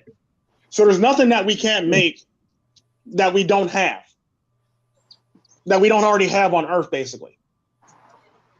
Yeah, that's what. Well, okay, so yeah, I was like in these creation communities, and that's what they were trying. They hire chemists and biophysicists to basically like talk up science as being this like.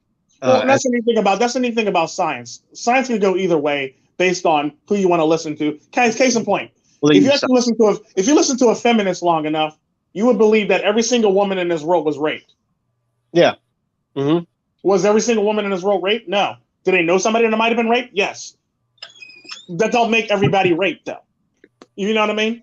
Mm-hmm. The sad part about that is you actually look at the breakdown of how many people actually get raped and on a regular. Men overwhelmingly get raped more than women, if we're going to count prison. There's more men that get raped on a regular basis than women would ever get raped. But we leave that number out, and we don't care about that number, and we just pretend like that number doesn't exist. Yeah, well, it's also sorry, I don't mean to derail for your point, but it's also like almost a religion in itself too, because you have like young Earth creationists, they'll use science to tell you that there's certain things that are unknowable that like real physicists try to use the scientific method to predict. And the same thing with feminism. They say that gender is like this fluid construct. There's no way to understand it, but yet there's just things that a woman can do with her body and things that she understands that a man just will never understand or can do. It's that simple. Biology is biology. Just like biology is biology when it comes to human beings and animals. Biology is biology when it comes to this fucking steel water bottle that I drink out of, this plastic cup I drink out of, these oranges that I eat, this plastic thing that holds my food in it at the store, the carts that hold my food in it so they won't go all over the daggone place. Everything has a compound. Everything has an element or an organism in it. AKA everything has a the neat thing about molecular. molecules and the neat thing about molecules is even as a human being, molecules move without you looking. You don't even need to see them move. They move without you even manipulate them. They do it their damn self. That is based why on their environment. That is why the rule of physics: no two objects can occupy the same space. At the same time. Case in point, if I walk down the street and Wynn's walking my same way at the same damn time, what's the hell's gonna happen? We're gonna run into each other. You can't occupy the same space at the same time. Like you can, but it's gonna hurt like hell. But just at the end of the day, you didn't occupy the same space. You just ran into each other like a bunch of idiots. See what I'm saying? Right. Well, yeah, you see like there's like that's the reason why there's these things called collisions or crashes. Right. Or also they can't occupy the same space at the same time and be okay, basically, without a negative effect happening to them. Billy was talking about like driving in the UK too. It seems like people just don't understand the different scales and like how to take responsibility for themselves because they're busy on their phone tweeting about climate change, getting into car accidents. So it's like really. And the neat thing about the whole entire thing is it's not just the fact that the Earth has been through all this stuff with or without us. The Earth pretty much could shake us off like we ain't shit, basically. Just like it did with the dinosaurs, just like it did with everything else, just like it did with the floods, just like it did with the freezing, just like it did with the extreme heat, just like it did with the extreme froze. The same part about that, the Earth want to get rid of us. They could get rid of us tomorrow, and we won't have a damn thing to do about it or say about it, basically.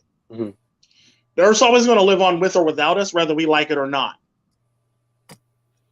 I like when you see those videos where it's like the sound heard around the world at this particular time.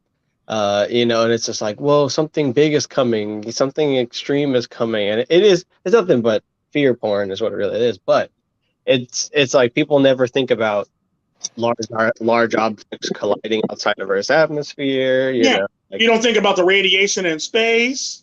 You don't think about the other elements that smack Earth on a regular. Think of it like this: you're walking down the street in a very windy place. What do you typically do? When you go outside in a very windy place, you cover your face. Am I right or wrong? Right. You'll typically put on a scarf or a hat or anything like that. Well, if you think of it like that, the Earth basically has to do the same damn thing with the ionosphere, basically, and a few other things. If it doesn't have it and is down, basically, due to the fact that, the shifting of the axis of the Earth, basically it's down. It's basically like think of it like this. When you're in a secure facility, the secure facility has a weak point or a weak entry to it, basically, whether we all like it or not. Like case in point, I hate to bring this up because I don't want the government knocking on my door. Fort Knox. If Fort Knox security went down for a hot second, you know how much craziness that would have on this world, or how much widespread panic it would have if that happened. Yeah. I know exactly how much the sad part about it only takes a blip for something to happen to something and the security to go down for a hot second. Case in point, your computer. When you're in between your Norton updates or your Norton virus, when you didn't pay for your new year, you typically go with an unprotected computer. Am I right or wrong? Right. You do. So therefore, with that unprotected computer, shit's going to happen. Yep. Well, that's Earth's way of saying when I switch my access, I'm unprotected. Right. The minute the access and the poles shift, the Earth is unprotected. Typically how it works. Is how it's worked for many, many years, how it's worked for billions and trillions of years, basically. It's how it's been working and how it's been living on with or without us, sadly. When the access shifts, when the Earth's access shifts, it's in its vulnerable point.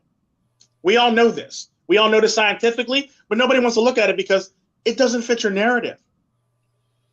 Now, if you were a smart climate change person, you would say, well, the Earth is vulnerable right now, so it needs us to not do the stupid stuff that we do. That'd be more believable. You see what I'm saying?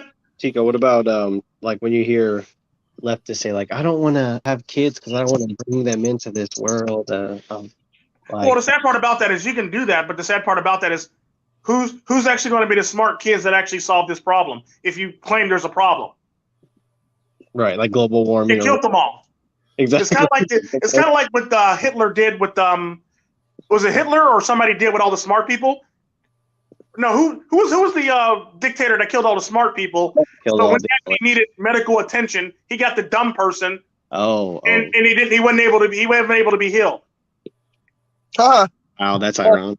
You see what I'm saying? That's basically what you're doing. You're basically taking away a might be smart person that can solve the world's problems and hunger and cancer and AIDS and all this stuff, and you basically just aborted it. That could have been the next. That could have been the next Nobel Peace Prize winner. Mm-hmm. Then I hear people say, "Well, the world is overpopulated." Ooh, don't even get me started on that. Right. More than 50% of the world in general lives on 2% of the Earth's surface. 2% of the Earth's surface. More than 50% of this world population only lives on 2% of the world's surface. Yeah. If you took the whole entire population of Earth and condensed it to something like New York City, everybody in this whole entire world can live in Alaska and have space. That's like saying like, oh, the world has too many bees on it. It's like, really? That doesn't compute because that doesn't make any sense. Because you could take 7 billion people and make a city like New York and everybody could live in Alaska and nobody would have a problem with anybody because we all live in Alaska. Right. And we all follow. You see what I'm saying? Yeah, we're all. So you could take more than 7 billion people, make it like a city like New York, make it condensed like a city like New York, and literally put everybody in Alaska and everybody will live free and happy, basically. It might be a little cold. They may not like the fact that 6 months a day, 6 months a night, but the sad part about it is we can all live together. That's where I think like conservatives, they don't see the forest through the trees, where it's just like, you could fight this by being like, oh, global warming doesn't exist, climate change is a hoax. But also, no, it's not even just that though. It's the sad part of what we talked about with the whole entire people just running on with just talking points that they don't do none of the science. It's kind of like what I say to my daughter. You have an iPhone, dear, a $1,300 iPhone. It literally has the computer and information at your hands, and you're listening to what somebody said without looking it up and checking into it yourself. Why did I buy that iPhone for you in the first place? Oh, for the name. Got it. The brand. Because you really weren't going to use it for anything intelligent. You were just basically using it for the fact that you want clout, basically. And I tell my daughter this on a regular basis. She gets mad at me. They get mad at me, but the sad part about that is they know it's true. They basically did it for the name, the branding, basically. Yeah. Because everybody else has one now. She wants one now. They want one, basically. They could have got a plus, and they nobody actually looks at any of this information. You got something in your hand that got more power, and generates more power, and is faster than the computers that literally send a fucking spaceship to Mars, to the moon, and you don't even use it. You only use it for a paperweight and actually looking at TikTok. That's it. Yeah. Right. Like, you don't look anything up, you don't search for anything, you don't really fact check any damn thing, and that's the thing that pisses me off about people. So now you're running around with a bunch of talking points. It's kind of like what I said about the whole entire thing about the architects. There's two architects. Remember I said this one? There's two architects. There's one that basically does everything linear by the education and by the book and stuff like that, and they can tell you how tall this building is and how far it's into the ground. based on the calculations and everything that they read about the building. I got a second architect who literally just broke out a freaking tape measure, went down the side of the building and measured the building for itself.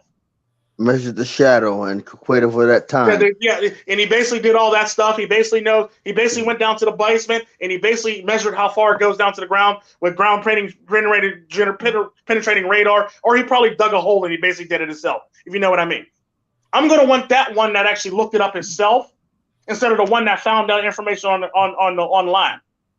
Because the fact of the matter is, he's a self-starter and he's a go-getter and he's willing to do all this stuff to figure out what's really right and what's really wrong, basically. He's willing to go against the grain and actually investigate the things himself. The sad part about that is, funny story, I actually know an architect that literally did that. Like, you mean... just research, oh yeah, it says online, it says it's this tall, this tall, this tall. This motherfucker literally measured the building. Yeah. Did the math for it himself, and actually came back with an accurate estimate on how tall something actually is. Based on, it was different from what they actually said in the pamphlet when you go on tourist things. And the sad part about that is he's more accurate than that person that just read it off the internet. You see what I'm saying? I like that person more than I like the person that says, well, that regurgitates information for that very reason. I don't want to hear regurgitated information.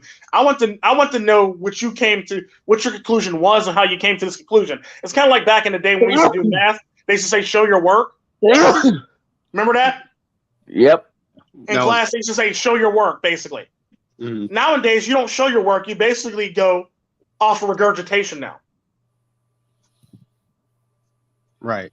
So it's actually easier to succeed in school because you don't have to actually do your work. You don't actually have to show your work. Because the sad part about that, I don't know how many times I done went home and did the math and then came back to math and failed math because my teacher said, I need the paperwork on what you did your work on. Like your scratch paper. Bring your scratch paper with you that you did your math on. They wanted to see that stuff. Nowadays, they don't want to see that stuff. Right. You see what I'm saying?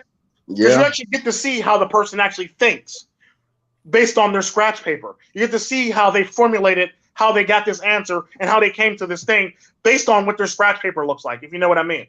Yeah, back in the day, they used to call it scratch paper. I don't know what they call it now, but what you said reminds me of the manosphere too, because it's like that's the mentality a lot of the times I have. It's like, wait.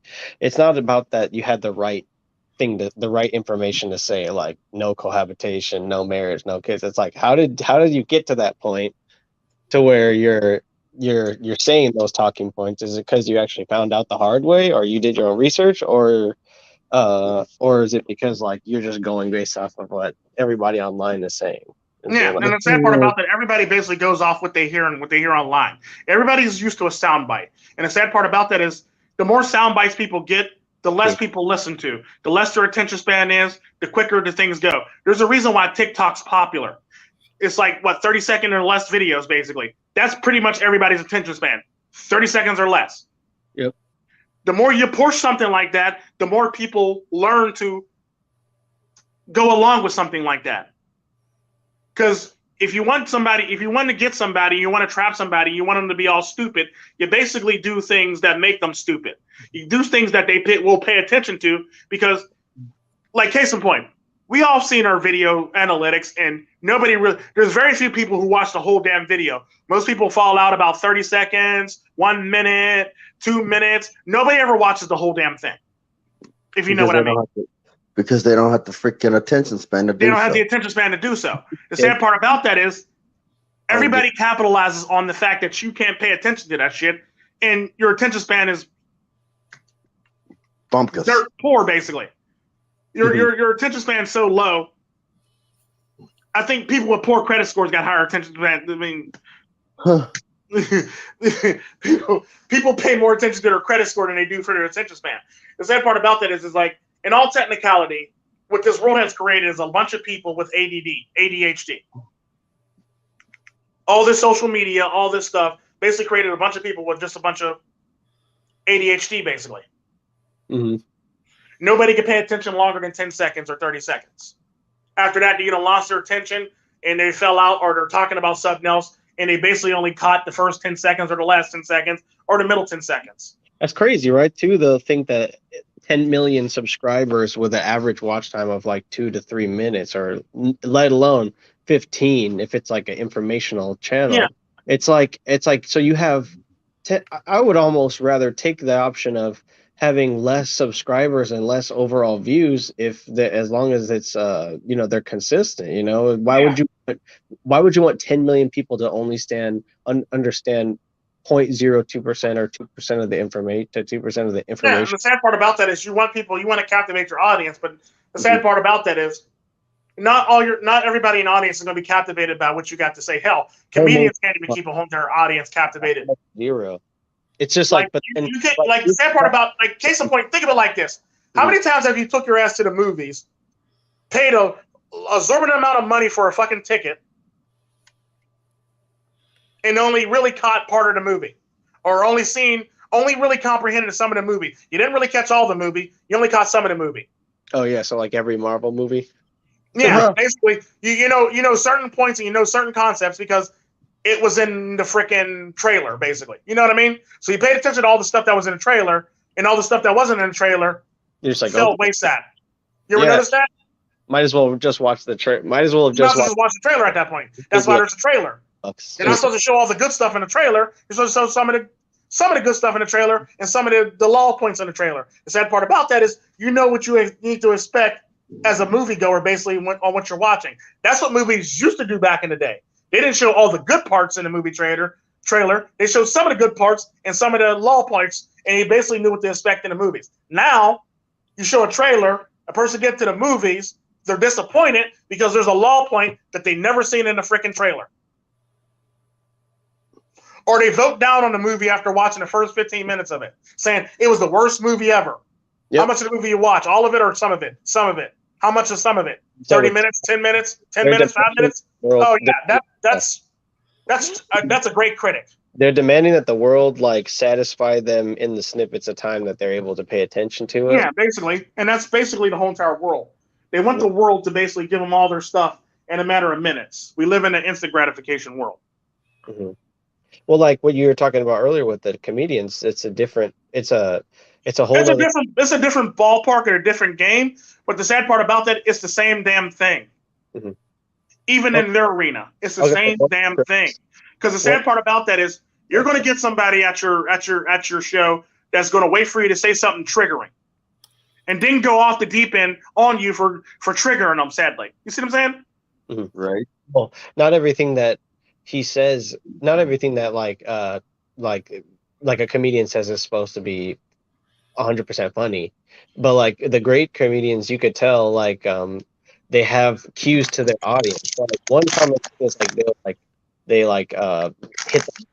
give you like that solid thud on the mic, and that literally, if you can chop it up to where you can see that they're conditioning their audience to laugh. It's not even that they're legitimately funny. Well, it's not even that they're legitimately funny, but their act, everything, they incorporate everything into being having that presence on stage. Yeah. And the sad part about that is you basically want to bankroll that presence. Yeah. In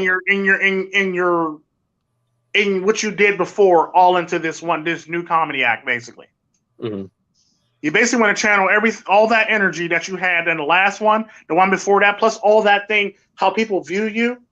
You want to channel all that, and you basically want to you want to bankroll into your next one. The sad part about that is very few people could do that. Ironically, even the people that can do that very, very rarely captivate everybody the way they used to. Sadly, case in point, Cat Williams, his last few comedy things were kind of sort of boring as hell. I haven't even watched them. The last few were boring as hell. Dave Chappelle, he has a way of captivating you, but the irony to it is sometimes they start getting lull and they start getting stale, basically, ironically. But he has a way of bringing you back, basically, within the act, sadly, that makes it so you kind of sort of forgive him for, dragging through some shit, basically. Right. Yeah. And that's like people are confused why people have a legit problem with him, and it's because some of his act, he's one of the guys that does the mic stomp thing, and it's just you could tell a lot of the stuff isn't naturally funny because he brings a lot of serious topics into it, into But the his. sad part about that is he can make it funny. It's kind of like when people laugh at me when I talk about things that actually happen to me bad. Like Wim would just be dying on the phone with me, and I'd be telling him about some shit that just happened to me, and I got fucked up, and Wim's just dying. And it's like, it was a serious moment, but it was funny as fuck, basically. And Wim's just sitting there laughing at me, and I'm sitting there like, this nigga call himself a friend. Fuck him. You know, he's sitting there dying on the floor, rolling, like, you know, laughing his ass off. And I'm sitting there like, dude, no, seriously, I damn near died. Then, you know, you hear Win in the background just laughing at you. It's like, fuck you too, Win. I hate having the friends where something happened to you and then they empathize with you and they're like, oh my god, what are we gonna do? It's like, okay, now we're both drowning and I know. It's like, you know, you don't want those friends either, but you know, it's kind of cool to be able to laugh at something that happened to you, because it's one of those things where obviously the way you described it to that person, it's almost like they were there and they seen it firsthand, to the point where they can literally laugh at you like they were standing next to you watching you go down. Kind of like that one girl that slipped and fell at the one park that we were walking on, and I started laughing, and Win said, man. It's the same concept, if you know what I mean. It's like, you can basically tell the story if you can tell the story like the person was actually there, like they were in the moment with you, it makes it so much funny. Or it makes it so that they can empathize with you, ironically. And the sad part about that is I have a way of telling shitty things that happen to me, and people just laughing about it. And that is my gift. But it's kind of like what I said about the one time when I said the chick that fell down the stairs. Probably the funniest video I ever put out ever. Yep. People still laugh about it. People say, I can't believe you let that woman fall down the stairs. I can't believe she tried to use me to hold herself up on the stairs. Like, no. It's like no, you ain't taking me with you. Like, no, it's like you're falling at a high rate of speed. I can't hold you up. E equals MC squared. Yeah, or you know, or every action comes a reaction. And we're on some stairs. I'm too old to fall down some damn stairs. It is what it is. Like, I'm not finna take a fall for you at all. Like, or I'm not finna have you fall on top of me to break your fall. Like, no, don't work like that. Like, if we ain't family, we ain't friends. I might throw my. I don't love you like you're my own children. It's not going down. Look here, I don't owe you nothing. I don't, you know, you don't, I don't know you. Napkin from a leftover hot dog. I might try to try to position it just to catch the fall, just to cushion the landing a little bit. Maybe if you were a steak lady, I might actually care. But after you're a mess. But no, at the end of the day, what it comes down to is that's basically all you really have. And certain people have gifts for doing things and a way about doing things that other people don't have. It's all about bankrolling your gift into something and making yourself a better person, or making it so that people understand where you're coming from, or can laugh at you, or can be serious with you, or can empathize with you at the end of the day. Not everybody can do that. Yeah. I mean, I laugh at some of the things that I've been through, you know? Yeah, because in hindsight, 2020, it's like when you were there, it wasn't funny, but now it's like I can laugh about it. Right. Mm-hmm. Yeah, I've noticed a lot of people try to make they're so serious about what happened to them, and they're not able to show themselves a little bit of brevity, just kind of embrace a certain part of themselves. Like they're always trying to avoid it, or try to find new groups of people that they can that can see them in a different light. Because it's like they're always trying to run away from who they are and try to be them, and they're trying to be themselves. Yeah, and the sad part about that is when it comes down to it, it's kind of like the one video I put out about advice, when I said sometimes you got to laugh at yourself. Right. Sometimes you can't take yourself too seriously. Mm-hmm. Laughter is you can't always take yourself too seriously. Sometimes you got to laugh at yourself, and sometimes you just got to slow down and actually think about the situation you're in. Yeah. Not that people do that. They want everything at one time, but the sad part about that is they're too busy looking for all this good stuff that they can't enjoy any of the moments that that's actually presenting themselves. That's actually going to be great memories. Like, I've hung with a lot of people, and I know a lot of women and a lot of men who will, if when you're in a moment and they overlook the moment and because they're looking for something else or something so Disney magical, it's like, no, it's not happening, but you're missing this moment. If you can't live in the moment, you're never going to enjoy life. You can't be looking for things that won't happen, that you're expecting to happen that won't happen, sadly, because it doesn't work like that. You got to live in the moment. If you're not willing to live in the moment, you're never going to enjoy life to the fullest. Yeah, there's no philosophy that's going to help. Disney song. Moment. Yeah, it's just like It's a totally pointless life if you're not going to live in a moment, because your life is a moment-to-moment basis. It's not like some dramatic freaking telenovela or soap opera or anything like that. Unless you make it into that, it's basically you living life one moment to the next, and that's what makes your life great. You can't expect your children to do everything. You can't expect your children to walk, crawl, sit up, and tie their shoes all at one moment. Doesn't work like that. Doesn't work like that in the least bit. You got to enjoy the moments as they come. If you're expecting your child to do all this stuff and they never do all of it at once, you're not going to see all the stuff that your child done. Because you want them to do all this stuff at once. You want them to walk, talk, sit up, crawl, and tie their shoe all in one go, basically. It's either all or nothing. All or nothing. Yeah. Like, I think that like more people flirt with the idea of disowning their kids than people that will actually disown their kids for an actual reason.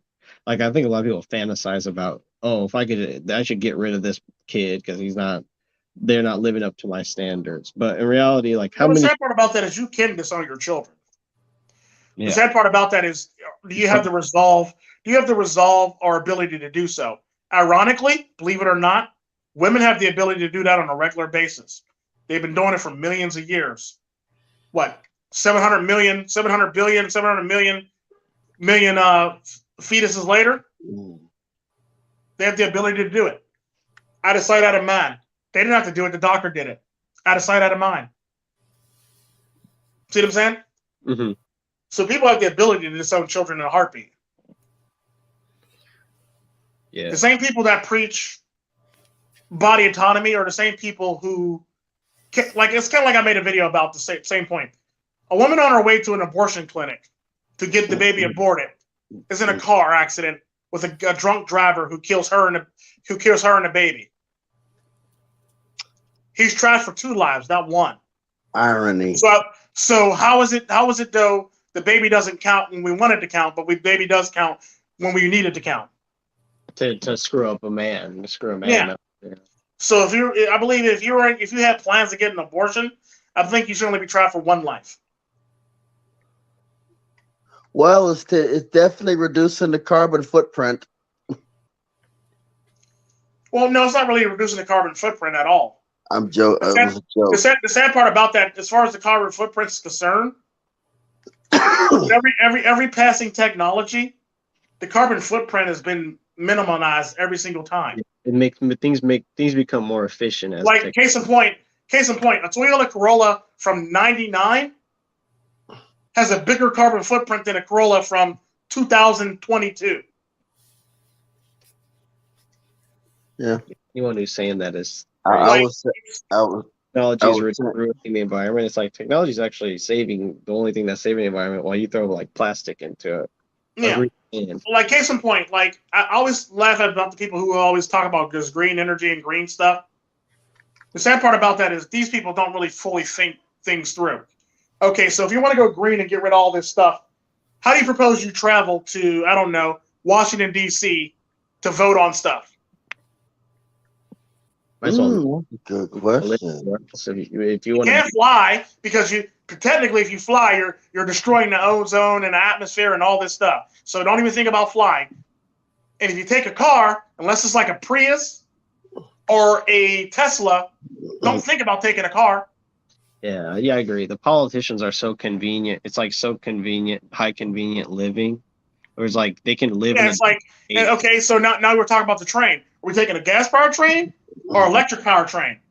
Or we're taking a diesel electric, which is. Or we're taking a diesel electric train. Like, you got to pick your poison here, because you can't have it both ways if we're going to do all this stuff. And nobody ever thinks of this stuff, and nobody ever finishes their thought. And this is the problem that I have with people in this world.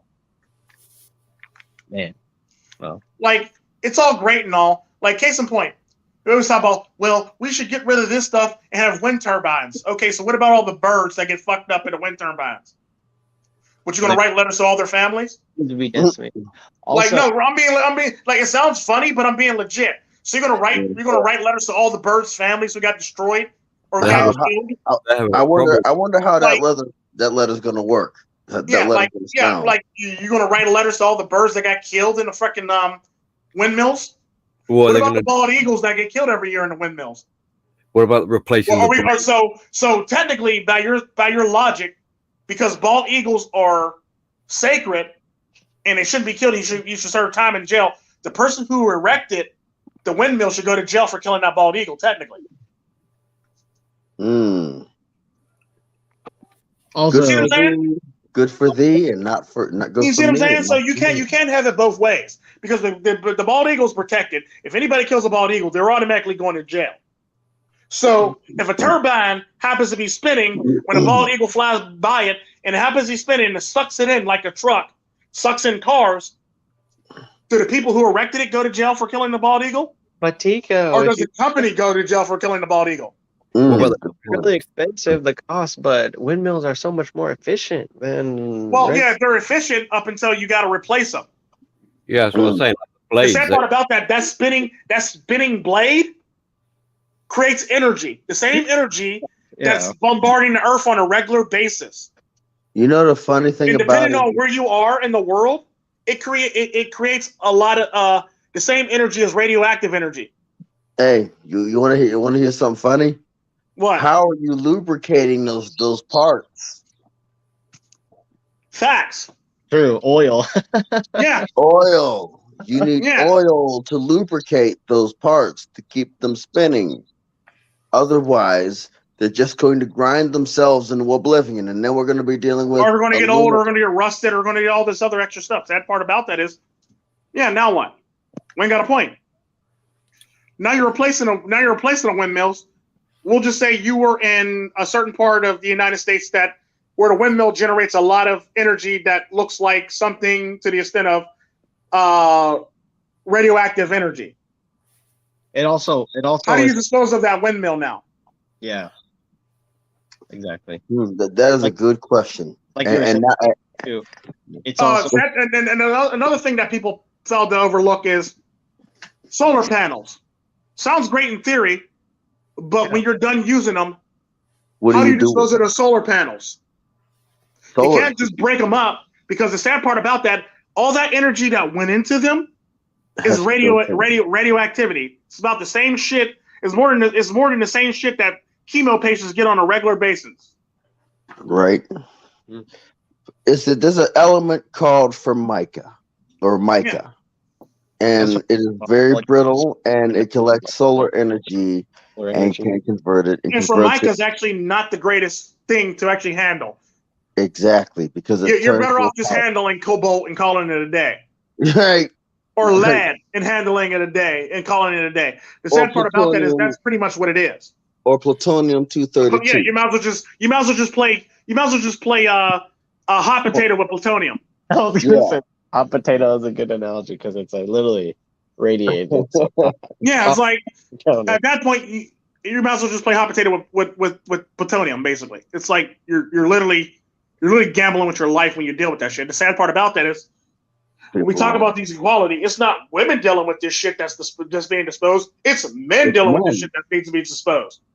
And if think about it, the scale too. They have no understanding of the scale too, because in order to make these windmills feasible or solar panels, it's like they produce enough power to support like a really large grid, like a sprawling kind of city. But it's like. But the sad part about that is how many of those do you actually need to actually continually conduct that energy for that thing? Exactly, and also like the amount that we would have to spread out in order to make windmills like a part of our natural culture, like something that everybody knows, understands, and can operate and can maintain and take care of, because that'd be the most efficient way to do it. The neat thing about that is you say that, but to the tree huggers, so does that mean we got to cut down more trees so we can actually put windmills out there? That's a good question. That So means we're we need to make a huge clearing of trees, clear out a lot of trees, so we can put down solar panels now. right. It's called comfort, right? You basically have to sacrifice one thing for another. Basically, you're Did you- and the sad part about that is, at the end of the day, you're sacrificing a large group of land and dedicating it to something that would never grow back, or you don't want growing back, or that creates a nice radioactive zone, basically, where nothing would ever grow again, except for maybe years down the line, or something like that, basically. Now all the trees are affected by the windmills. Now all the plants and wildlife is affected by the windmills. And It's now kind of the like animals. this. We have, but it's kind of like this: out of sight, out of mind. Do you know how many birds die from airplanes on a regular basis a year around airports? I just assume, like, if you're riding in an airplane, you probably have killed at least one bird. Like, I don't know. Right. It's like, Yeah, or you probably are complicit in the crime of killing a bird, basically, because you rode that plane. but it's not where the bird got sucked through the engine and kicked out the other side. right because nobody on the plane realizes it. The people that do don't say anything about it. So like, oh yeah, no, we didn't kill the bird. There's no dead birds. Yeah, it's like basically like abortion, out of sight, out of mind. Mm-hmm. I'm not doing it; the doctor's doing it, so therefore, I am exempt from all charges. my point exactly. And we know what happens to people who don't like to take accountability. They're terrible people, aren't they?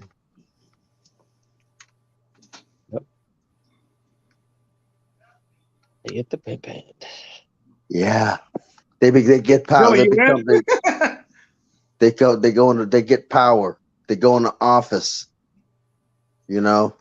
Billy, Billy. you still here? Yeah, man. Yeah, man.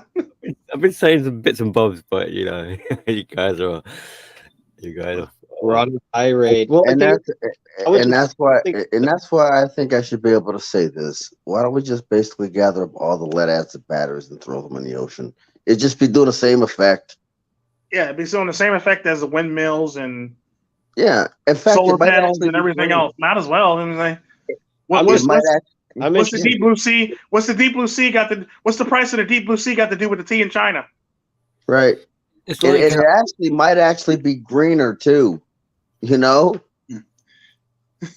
way the problems of the world seems to be getting dealt with. It's like how kids tidy their room. They pick up the mess from one corner and then dump it in another corner. This corner, yeah. It's kind of like the plate. It's kind of like the plate thing. Back in the day, when you didn't want to eat something, and they tell you to eat some more, you basically spread it out over the plate so you look like you ate some more. Or you take a hole. You take a hole from the piece and you put it on the side, basically, to make it like you ate some, but you really didn't. There's a girl that's like, oh, I'm gonna go ahead, Billy. Oh, sorry. The food it just reminds me, like kids were like, they'll throw it behind the sofa or something like that. Yeah. Oh yeah. Oh man, wow.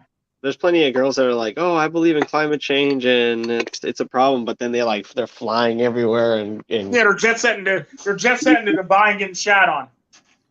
Right. Or they're on a big ass ship that has more of a carbon footprint than anything else on this earth. Right. Yeah, it's just like they're always the ones that are like, oh, I had to move from New York to, North Carolina because I just had to avoid my baby daddy was so abusive. It's like, wait, so you spent all those resources just to move you away from a place? Oh, it's like the problem didn't go away. You just ran away from it. You used resources to run away from it. That was a nice SO character, Yam. It's not so much trying to solve problems of the world. It's the battle. They're not even solving their own problems. It's kind of like what Jordan Peterson says: clean your own room before you try to clean the room of others or clean up outside. What's the gain or the goal? What's the incentive? And well, it's not especially it's typically for attention or for clout or for how many points are for what's the word I'm looking for that we use on a regular basis? Virtual points, basically. You can easily make yourself look like a savior if you take all your victim qualities and you put it onto the place where you were born or raised or something. If you say like that's Right. where I came from, that's not me. I'm a different person now. It's a Well, battle. go ahead. It's a battle of ideological morality. Like my morals are higher than yours, kind of thing. Because of where I live. Or No, because the lifestyle or whatever it is on. they believe this stuff, or their morals are higher than yours because they're, I don't know, a woman, or their morals are higher than yours because they're transgender, or their morals are higher than yours because they're SJW, or their morals are higher than yours because any given reason, basically, because. Yeah, So I'm gonna give you something to eat real quick. I'll be back. Okay, catch you later, Wind. There'll be a big problem when these like virtue signaling, high morality type people start going clashing with one another. Yeah. Because then it's like, well, how do you differentiate which one is better if they're both preaching a noble cause? Like you were saying, I look at it like this. At that point, if they're battling with each other about it, obviously it's not a noble cause. No. Overhand, yeah, literally. For ego, you're doing it for ego and attention at that point. Yeah, like the wind farm versus the tree planters. Well, who should win the fight? You know. Yeah.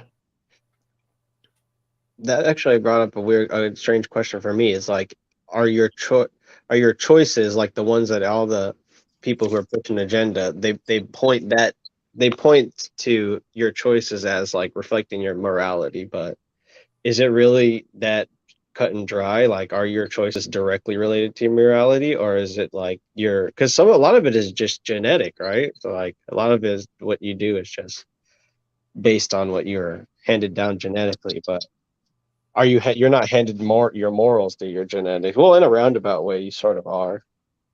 Well, no, because you typically learn morals. You learn morals from people around. You can learn them from your parents, but you typically learn moral. Because if you ever notice, your moral compass might be similar to your parents, but you might have a higher morality. Like, case in point, your mom might think it's okay to steal, but you may not be okay with the whole entire concept of stealing. You see what I'm saying? Yeah. Or you might be okay with the concept of stealing if it's for a loved one, or you're in hard times. Basically, now you believe in it, whereas your mom believes it's just great to steal all the damn time. You see what I'm saying?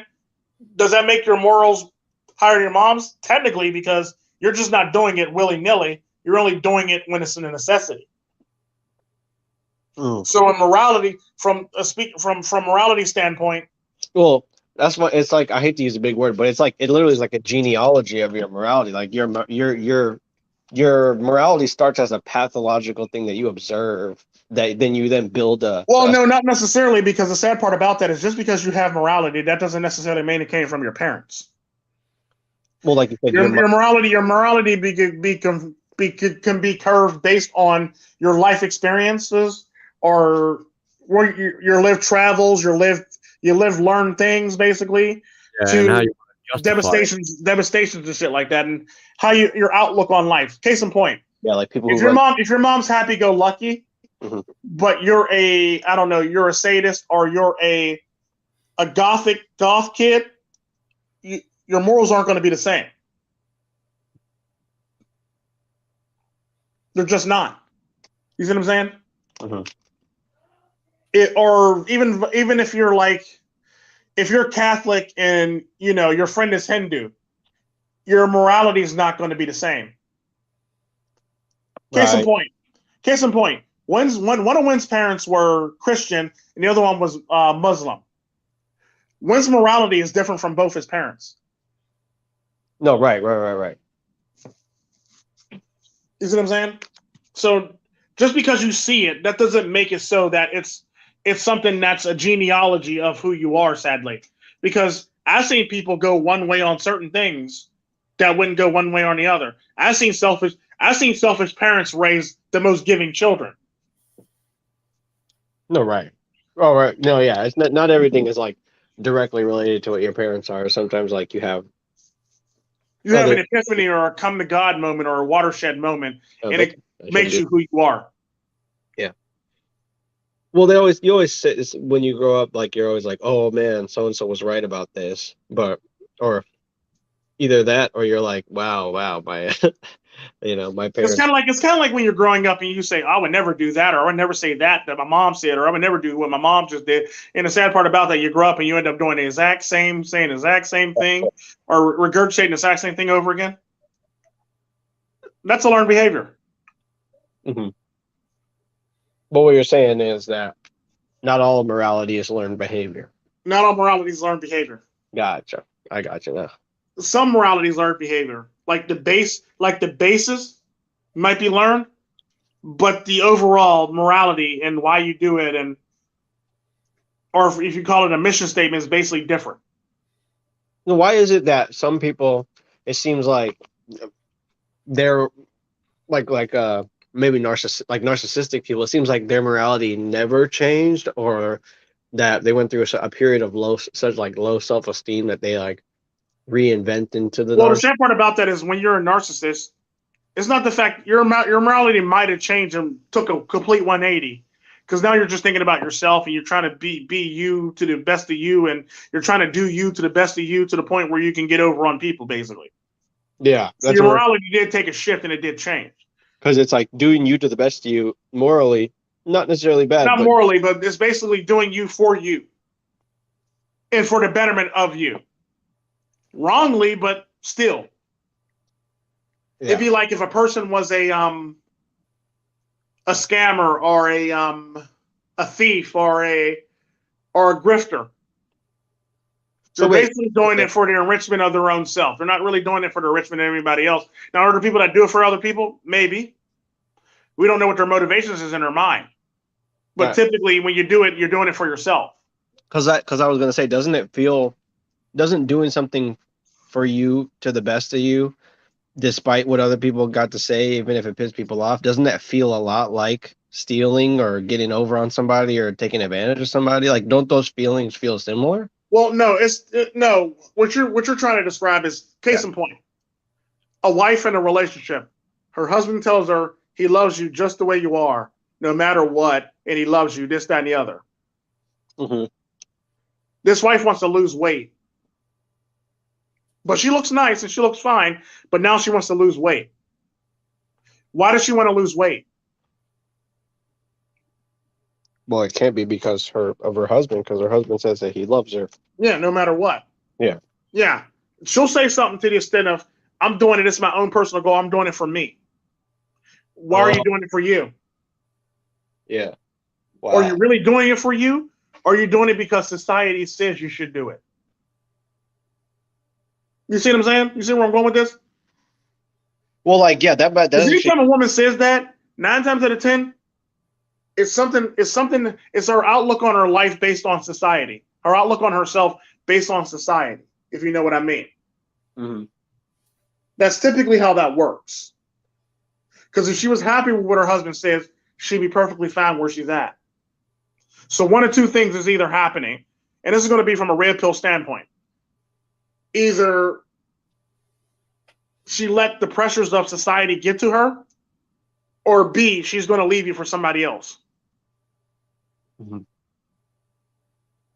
Either way, she's going to need to be strong. Yeah. Either way, it's pretty much going to take a lot of energy to do so. Yeah. Ironically, believe it or not, women who do it to swing to a better monkey branch have a better chance of actually doing it than women who listen to society, if you know what I mean. Right. Because when you listen to society, the motivation there is higher. Yeah. The motivation behind it is higher. It's kind of like when you hear an actor say, "What's my motivation?" That's basically a woman in a nutshell. What's my motivation for doing this? Better monkey branch. Better branch in a tree. It's like the morality is higher for just doing it because of the society. The motivation is higher when they actually have a goal in mind, like a guy at 20. Yeah, like another guy, or being better or getting something better.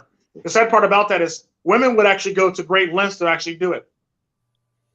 Right. When they're looking for something better, they want something better, they want a better outcome than they would if they were settling in or with the person that they're with. They're basically, case in point, there's a fundamental difference between accept me for me and relationship goals. You see what I'm saying? Mm-hmm. What's the difference between relationship goals and accept me for me? They're basically both selfish. Well, like relationship goals is like I'm doing it. It's me and my partner meeting this thing together, but yeah. And you need to accept me for me as what? Just plain out ignorance or Dunning-kreuger effect. Sorry, that was a callback. But yeah, no, it's literally it's basically you being selfish and being narcissistic. Mm-hmm. You not accepting the truth or anything that happens to be the truth around you because you don't want to hear that. You want to live your truth and be your truth, even though it's false and phony. Mm-hmm. Typically how it works.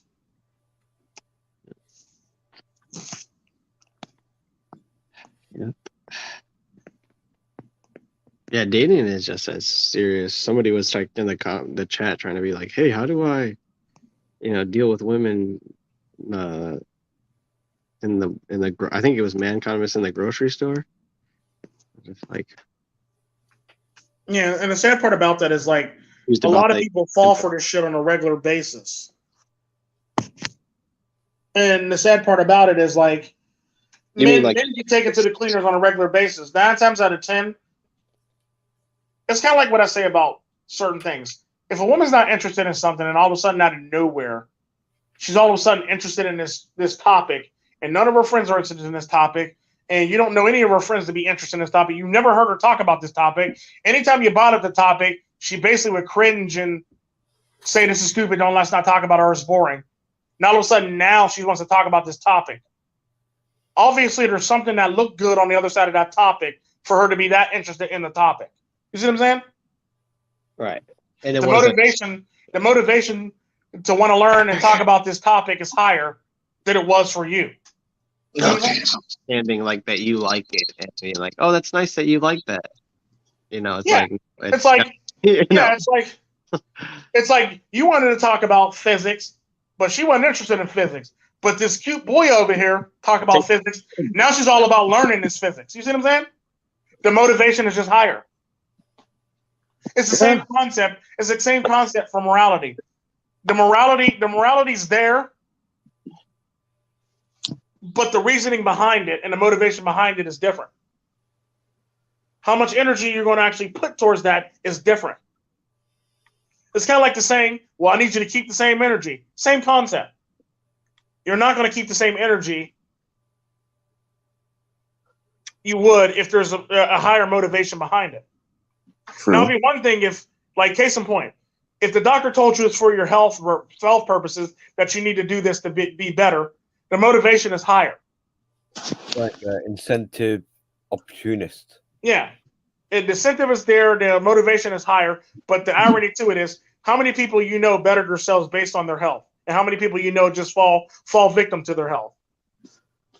Hell, so heck, some people. There's more people that fall victim to their health than actually better themselves because of their health. You see what I'm saying? Mm-hmm. Yeah, they have. But like I said, cute boy, insert cute person on the other side of that topic. Motivation's higher, and the person's willing to do anything it takes.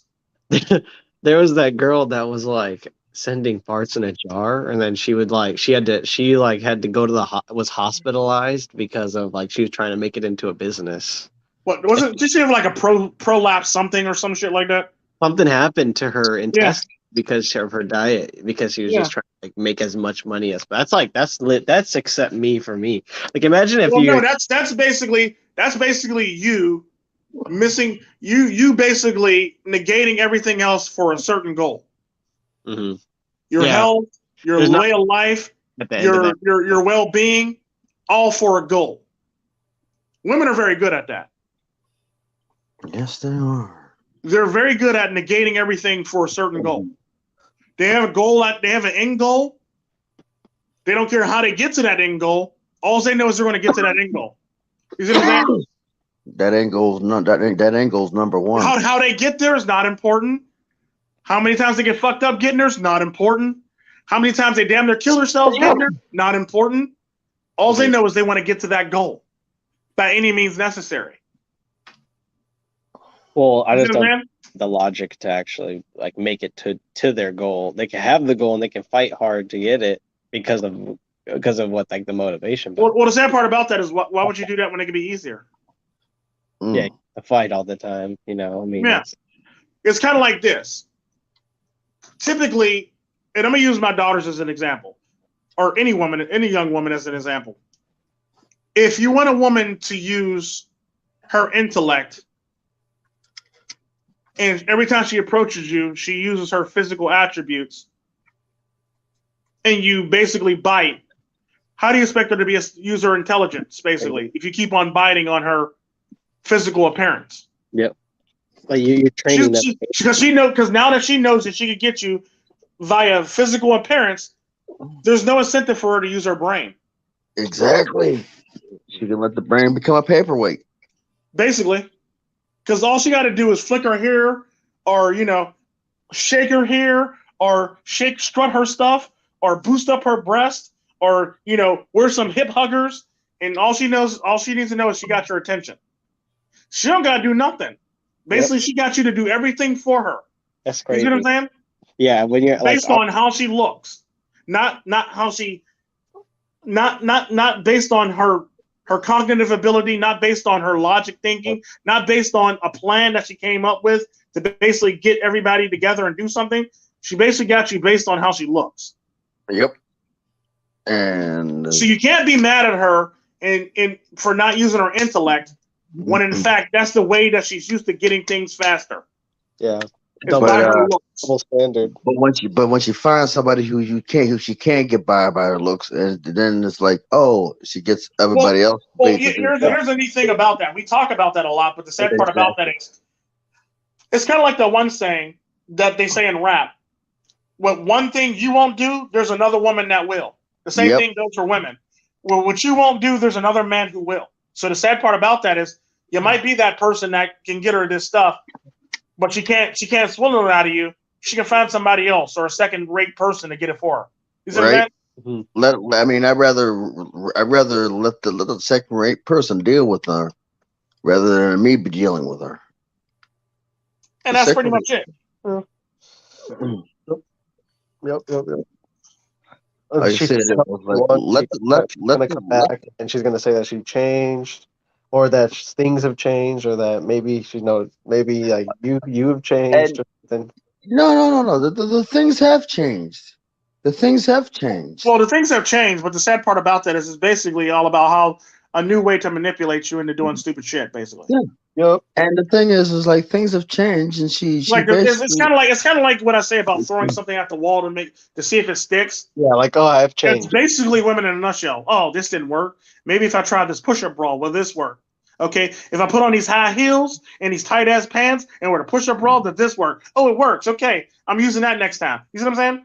Right. It's kind of like what they say about women when they say a woman would do what she got to do to get out of you for do the most minimalistic thing to get what she needs out of you. Basically, if you're willing to simp for her, that means she ain't got to have sex with you to get what she wants from you. The sad part about that is she'll only up the ante based on what she thinks she needs to do to get something out of you. If she thinks you can do everything but sex to get it out of you, then you're probably a simp. Yeah. Yeah. Whereas if she's thinking that I gotta have sex with this dude as fast as possible, you're probably Chad. Probably the top 20% or top 10% or whatever they say, whatever the pickup artists say. Yeah. The sad part about that is like women will take the path of least resistance to basically get what they need out of you because it's easier. Right. And then you get here guys crying because they're like, I gave her everything. It's like, yeah, but then did she give you anything? It's like she could get everything from somebody else too. It's not like she like feels indebted to you because you gave her everything. It's because you gave her everything. It was a gift, my pimpin'. It was gift pimping. So you basically just gave away your shit for free. And you expected something in return and you didn't get it. Because she knew how long she could play you before she has to move on to the next mark. Yep. And stop being there for you, and now she's there for somebody else getting more. That's typically how it works. It's like the minute the work gets too great, they'll find the next person to do the work for. I mean, they'll find the next person to go on easy mode for, sadly. Yep. It's kind of like what I tell people when I tell people about relationships. There's things that you would never get to do with your woman that she did with other guys, whether you like it or not. Right. And it's exactly, and that's one of the reasons why it's like, what's the point of getting married? You know? Part about that is, and this is the problem with people who have multiple body counts, basically. There are things that you'll never get to do with them that other people's got to do with them. Why do you want to settle for something like that? Knowing that you're not going to get the full them, if you know what I mean. Right. You're not getting the full person. You're getting a part of the person, or a closed off part of the person, or a certain portion of the person at the end of the day. You're not getting 100% full on person. You're getting the leftovers and the worst part. From a completely different place. It's like you're getting that person when they're in like a brand new environment. You're not even getting that person. Well, no, it's not even that though. It's basically you're getting a glimpse, or you're getting a preview, or you're getting a trailer. You're getting a watered down version of that person. Yeah. If you know what I mean. You're basically getting a watered down version of that person at the end of the day, whether you like it or not. You're not getting the full effect of the person. Think of it like this. Everybody got their favorite alcohol. Am I right or wrong? Name your favorite alcohol. Wild Turkey. Jose Cuervo. Yeah. Billy Shores. Southern Comfort. Southern Comfort. Okay, cool. Wow. He's a Southern Comfort man. Think of it like this. I didn't know. You know what your favorite alcohol tastes like. You know what it feels like going down. You love drinking it. Let's just say you go to the bar one day and you drink it and it tastes a little bit different. I'm going to another bar. I'm just saying. Yeah. Yeah, no, I'm just saying in general. It tastes like it's not as strong, or it's not as proofed as it was supposed to be, or distilled as strong as it was supposed to be at this bar. Let's just say this bar practices in, adding water to their liquor. You're not getting the full effect of the liquor. You're not feeling the full flavor of the liquor. You're not getting the full nose of the liquor. You're not getting the full history of the liquor in every sip, if you know what I mean. You're not getting what you paid for. Yeah, basically. You're not getting the fact that it came in a barrel, and it was an oak barrel, and it came from such and such, such and such, such and such, or you're not getting the fact that it was made, your liquor was made in a bourbon barrel that was traded for scotch or something like that to make the scotch that you drink. You know what I mean? You're not getting the history. You're not getting the history of the drink basically anymore. You're getting a watered down version of the drink. You get like the sous chef's piss hands. Yeah. That was in the ice. So your Southern Comfort doesn't have the history in it basically anymore. It's been watered down, and it got part of the history. It doesn't have the full nose. It doesn't have the full bouquet. It doesn't have the full flavor. It doesn't have the it doesn't have the robust taste that it's supposed to have, because there's been water. It's been then diluted, or it's been watered down, if you know what I mean. That's what I'm talking about when I talk about the person you're with. You're not going to get the robust version of that person at all. That robust version of that person was already given to somebody else. Yep. It's weird about guys who are like, think their partner's cheating on them, and it's just like, well, if they weren't even. It's like in their head they're like, oh, I'm not getting the full amount from my partner. It's like I don't think they ever. Like 10, if a person thinks a person is cheating on them, there's a high chance that it's actually happening. Well, yeah, I mean, but before like if a person's cheating on you, it's probably happening. The sad part about that is, let me rephrase that. One of two things is happening. Either you've been in enough bad relationships where you think everybody's going to do the same damn thing to you, and you think you got another one, and you're just making bad decisions, which falls under serious and bad decisions, like I always say, or the feeling's actually there due to the fact that there's inadequacy or there's a closed offness to your partner that you're not experiencing, and you notice that there's a closed offness about them, and you're not getting to experience the full nature of your partner, if you know what I mean. So now you feel cheated. Because in all technicality, if you're with somebody, you're supposed to give your all to each other, basically. And if your all's not being given to each other, you're going to feel slighted and cheated. Mm-hmm. Or the person's actually cheating on you. Either way, it's still wrong. It's a series of bad decisions that you just made to get yourself in that decision, that situation that you're in, to screw yourself over. Right. Yeah. Congratulations. Congratulations. Put a quarter in your behind and you just played yourself. Yep. And it is what it is. It sucks, but it's the nature of the beast.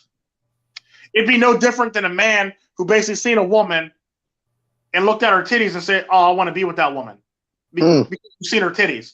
Or she came down the stairs in some nice jeans or a nice dress, and you can see her hips and you can see her butt, and now you want to be with that woman because you looked at her butt, basically. No. That's not a reason to be with somebody. Like, if you're only trying to date somebody based on how they look, then you pretty much just screwed yourself over in the long run. Yeah, well, it's just like that's the one thing where I'm like, you're ignoring the fact that you don't know that person's personality. You don't know that person if that person's a shitty person. Mm-hmm. Like you're worried now that they're cheating. You don't know if that person's gonna put you in serious harm or seriously danger. You know what I mean? Right. You're basically going off the assumption that because the package looks good, it must be good. You know what I mean? Tits and ass. Tits and ass. I say ass and tits all the time. It is what it is. People fall for that on a regular basis. Mm-hmm. I mean, shoot. I can't count how many times in my early days I fell for that and got played. Yeah. You know? The sad part about that is if you're only looking at a person's physical attributes and you're not diving deeper into the person, you're going to get played. Right. Unless you're only doing it for a one night stand or for release purposes, I suggest you not to do it. But even still, what if you do it just for that reason, but the person gets the wrong idea and now they think they're in a relationship, or now they're talking about forever stuff. Now they talk about going on vacation with you and shit like that. Mm-hmm. You know, things like that. Actual real thing that actually happened to me once. Yeah. Well, from experience, when I say that, it's like, and you ended up in the trunk, didn't you? That's the reason that you're not. That's not the reason why you're laying right here. But okay, we'll run with that. You didn't end up in the trunk, did you? No. I think Blackwell's looking for a link. I mean, I can. Oh, he wanted in the stream. Oh, send them in Discord. Yeah. All right. Okay. I can do that. Wayne, go ahead and send it. Or when send it. Yeah, but the sad part about this, at the end of the day, you're basically falling for an okie doke. Rope-a-dope. The sad part about that is, like I said, there's been many times when I just wanted to have sex, and a person tried to turn into a whole ass relationship and was talking about future plans and shit like that. Like I'm talking about what's up tonight, not what's up for the rest of our lives. Like, what's your problem? If you know what I mean. Yeah. Well, it's different than seeing a woman and saying that you want to be with the woman as opposed to you just want to have a one-night stand with the woman. Yeah, that's different. But the sad part about that is it still has that same outcome, sadly. Yeah. Just because you just want to smash, you don't know you're not in that person's mind, and you don't know what they're actually thinking. You don't know what they're actually feeling, thinking, or wanting to do, or believe what they want to do, sadly. If you know what I mean.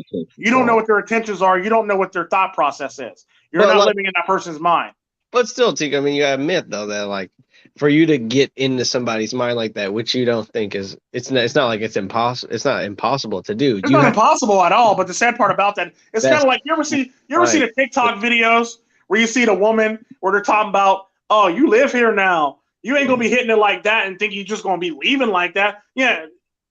Yeah, it's like if you have a reputation for hitting something very, very well or doing something very, very well, 9 times out of 10, that reputation is going to carry over. Yeah. And people are going to get the same gratification out of it, if you know what I mean. Right.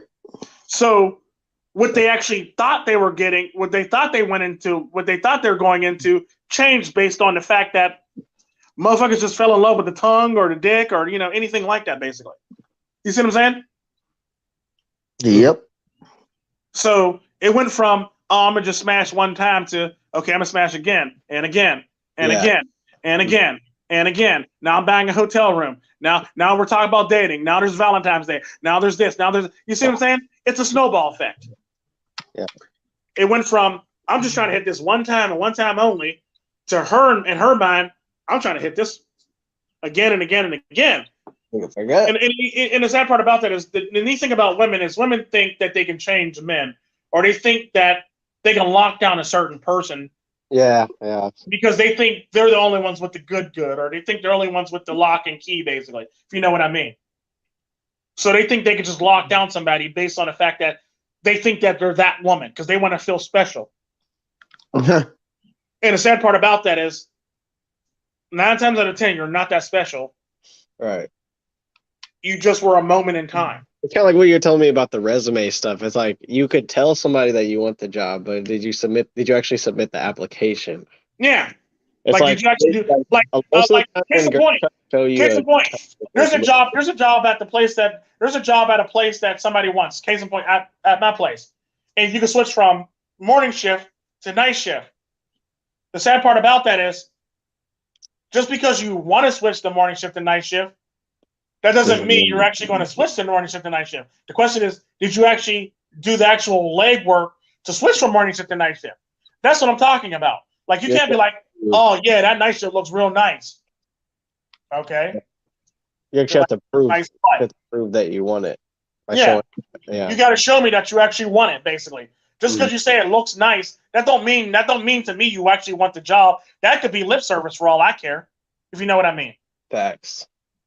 Well, that's why, like, yeah, it's like there's been girls like try to show me that they're serious about dating, but to me it's like that doesn't, just showing somebody that, or trying to show somebody that you're down and for the long haul is different than actually being there and for the long haul.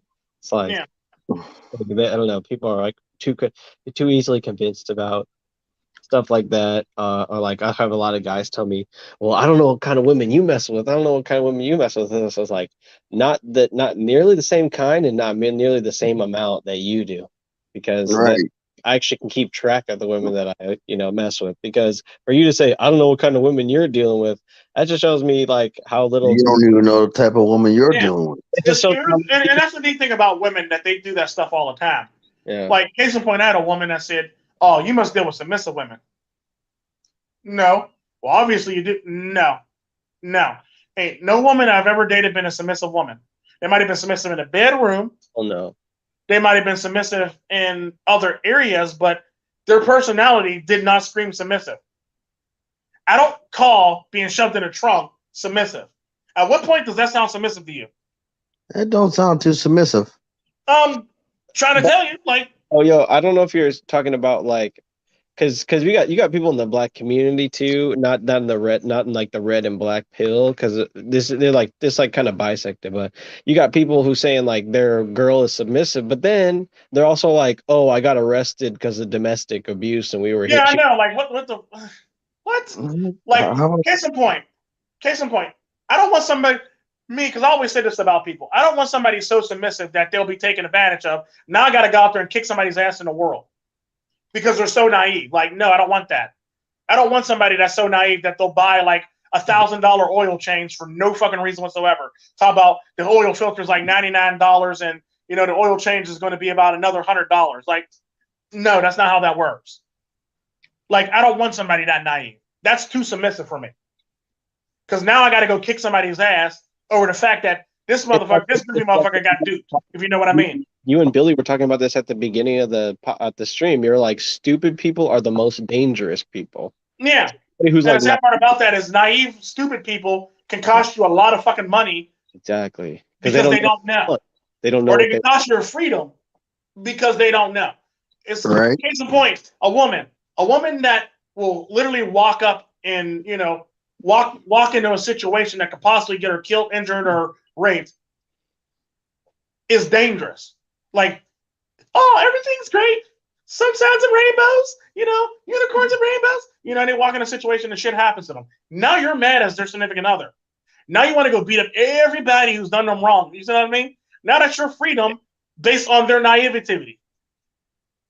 You see what I'm saying? Yep. If that person didn't put themselves in that situation in the first place, your freedom wouldn't be hanging in the balance. Your life wouldn't be hanging in the balance. You see what I'm saying? Right. Why do you want to date somebody that naive and stupid? Because I can explain to you why they would. No, I'm just saying in general. Why would you date somebody that naive and stupid? Because they're stupid. It's a rhetorical question. Literally, it is. It's like, I know. Like, your freedom is hanging in the balance, and your life is hanging in the balance. That's kind of like the dudes that rush in to try to save a woman in the middle of a domestic and end up getting stomped out and losing her life, and a woman lives on. He said, she don't give a fuck about you. She don't care about you. You just got your life stomped out for no damn reason, and she's still dating the same guy that literally stomped your life out. One less dude. That's the way I see it. Let that sink in for a second. Let that swirl around in your head for a second. She don't give a damn about you. That you try to save her life and you got your life snuffed. You see what I'm saying? That's what I mean about, rushing into situations of possibly losing your life or losing your livelihood or losing your freedom. You can either go to jail if the situation played wrong, or if she says, well, we didn't do anything wrong and he just jumped in and he did this, that, and the other to my husband. Now she took his side. Now your ass is going to jail. You see what I'm saying? Mm-hmm. Yep. So why put yourself in a situation like that where your freedom or your life is always going to be hanging in a balance? Why date somebody who's going to keep you in that type of scenarios? That's a good question. When you figure that out, well, let me know because that's the same question I want to know. Don't get me wrong. You might feel like a macho man. You might feel cool at the moment in time, but the sad part about that is eventually all that shit's going to catch up to you. And like my granddad says, and my grandma says before they passed away, Las con Dios, mama and grandpa. There's always somebody out there bigger and badder than you. There's always somebody out there more dangerous, more physically capable, and more dangerous and more physically apt than you, sadly. Yep. When you find that, you'll find out very quickly that you're not the shit. You were just a shit in a small pond. That's it. That's all you would ever be, is the shit in a small pond. Oh. That's the cold hard truth. Nobody wants to accept that. Everybody wants to run around thinking they're the shit or trying to play a character like we were talking about the last Bleeding Edge Red Pill. Everybody wants to run around being a character that they're not. Mm-hmm. Then they find out very quickly that they're not. Hard to go back. It's very hard to go back when you already portrayed yourself as a gangster and everybody sees you as a gangster, and now you want to run. Now you want to run away with your tail tucked between your legs like a bitch. See what I'm saying? Like I said, I ain't about that life. You is a goddamn lie. I'm not about that life. And that's just it. There's a lot of people that portray themselves or act a certain way that really aren't that way in real life.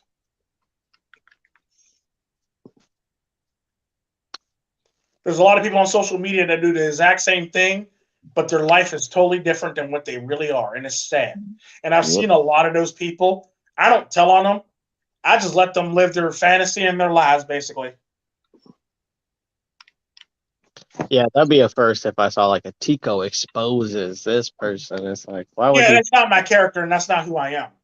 Now, if I gotta make a less talk facts, it's a wrap for you. It's a wrap. Because I'm swinging for the gates. Hey, look, I already know it. Like I said, I already know that I'm a piece of crap. You know? Well, it's not even about being a piece of crap. It's basically knowing who you are as a human being. Yeah. And it's about being able to choose and make the right decisions that either A, protect you, or that you can invest in you to bankroll it in something bigger and better. Hey, that's what If a woman's because the sad part about that is kind of like the one video I put up about the liability versus the bill versus the actual investment. Why would you want a woman that's a bill?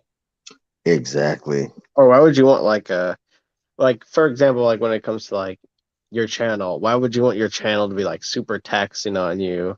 Because you just have to play this character all the time, and like, Yeah. why would you Like, want I to? want to be me all the damn time. I don't want to play a character. I don't want to Right. be something I'm not. The sad part about that is it took me a while to hone the Vedic ghost thing. It was always there, but it took me a while to hone it. It is who I am. At the same time, Tico Trent is who I am. I'm an asshole. I'm a prick. I'm a monster. I'm a gangster. I'm a mercenary. I'm a father. I'm all these things and more. Oh yeah, I almost forgot. I want to ask you something, Tico, after the live stream. Okay. But on that note, well, what Tico says, like, I'm only a mercenary when I'm pushed. You know, I mean, I'm not about. We're talking about you. We're talking about me. I'm not. Like I said, I mean, I'm not a mercenary. You know. Well, the neat thing about it is, at the end of the day, once you think about it, you're a Marine. You're technically a mercenary when you're pushed. Trained, basically trained as a mercenary. And what I say by that is because you're a Marine, you're basically there's this thing called rules of engagement. Yep. There's certain things you have to do before you start laying bodies down at the end of the day. Before you start laying people down, there's certain things you have to do first before you get to that point. Am I right or wrong? Right. You are right. Unless it's like what they refer to in the military as let it fly. Right. Or there's certain things you have to do first. There's certain rules of engagement that you have to follow before you let it fly. Unless it's let it fly from jump. Now there's certain situations where it's just let it fly, but typically in any other circumstances, just so we can avoid Geneva Code and Geneva Convention and people being arrested and court-martialed, there's rules of engagement. Right, before you go full send. Yeah. Now, let's just say you're in a situation where you're in a desert and your whole entire platoon, your whole entire Patron, I'm not, I say Patron, dang. Now I'm thinking about alcohol. Your whole entire platoon, your whole entire platoon gets slaughtered. 9 times out of 10, based on you wanting to live, there's a certain part of you that's going to come out swinging, fighting, and motherfucking everything, destroy everything in your path, basically. Right. That's what I mean by you're a mercenary when you're pushed. The same thing goes for the rules of engagement. If you actually look at the rules of engagement, give a warning, give a verbal warning, give another warning, shoot high, shoot right, shoot left, shoot at the feet, toward the feet. And if they Person keep don't coming, stop, shoot the person. You're a mercenary when pushed. right? You gave all these warnings, they didn't follow it, and now they got to lay down and meet God. You see what I'm saying? Yeah. Yep. That's what I mean by mercenary when pushed. Like I said, I don't want to be pushed to that direction, but if things happen, If it happens, you know you can actually lay somebody down. Now there are people in the Marine Corps and people in the Army that couldn't even pull that off or wouldn't even do that. Okay, I mean, I'll there lay are people somebody that don't down. even have a body count or don't even know their actual confirmed kill count. Like I said, I'll lay somebody down and sleep well at night. Yeah, if you have to. But the sad part about that is you're just not going to do that willy-nilly. Right. A stupid person's gonna go willy-nilly. Just no, because there's a fundamental difference. If the incentive's there, or if the motivation is there, then you could possibly be a mercenary based on motivation and incentive.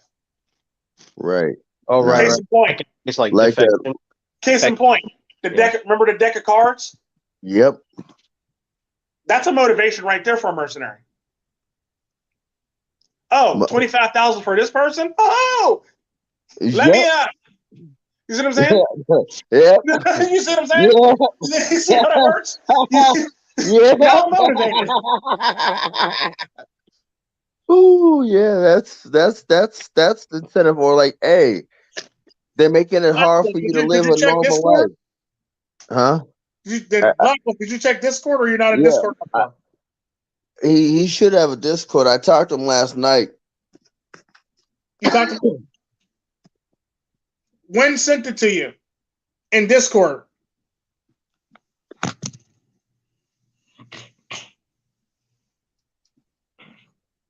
That's typically how that works. You see what I'm saying? Like, Like me. I have because of who I am and my morality. Mine's is a bit different than Wynn's. I really don't have the rules of engagement to apply to, if you know what I mean. Mine's is more my, incentive based.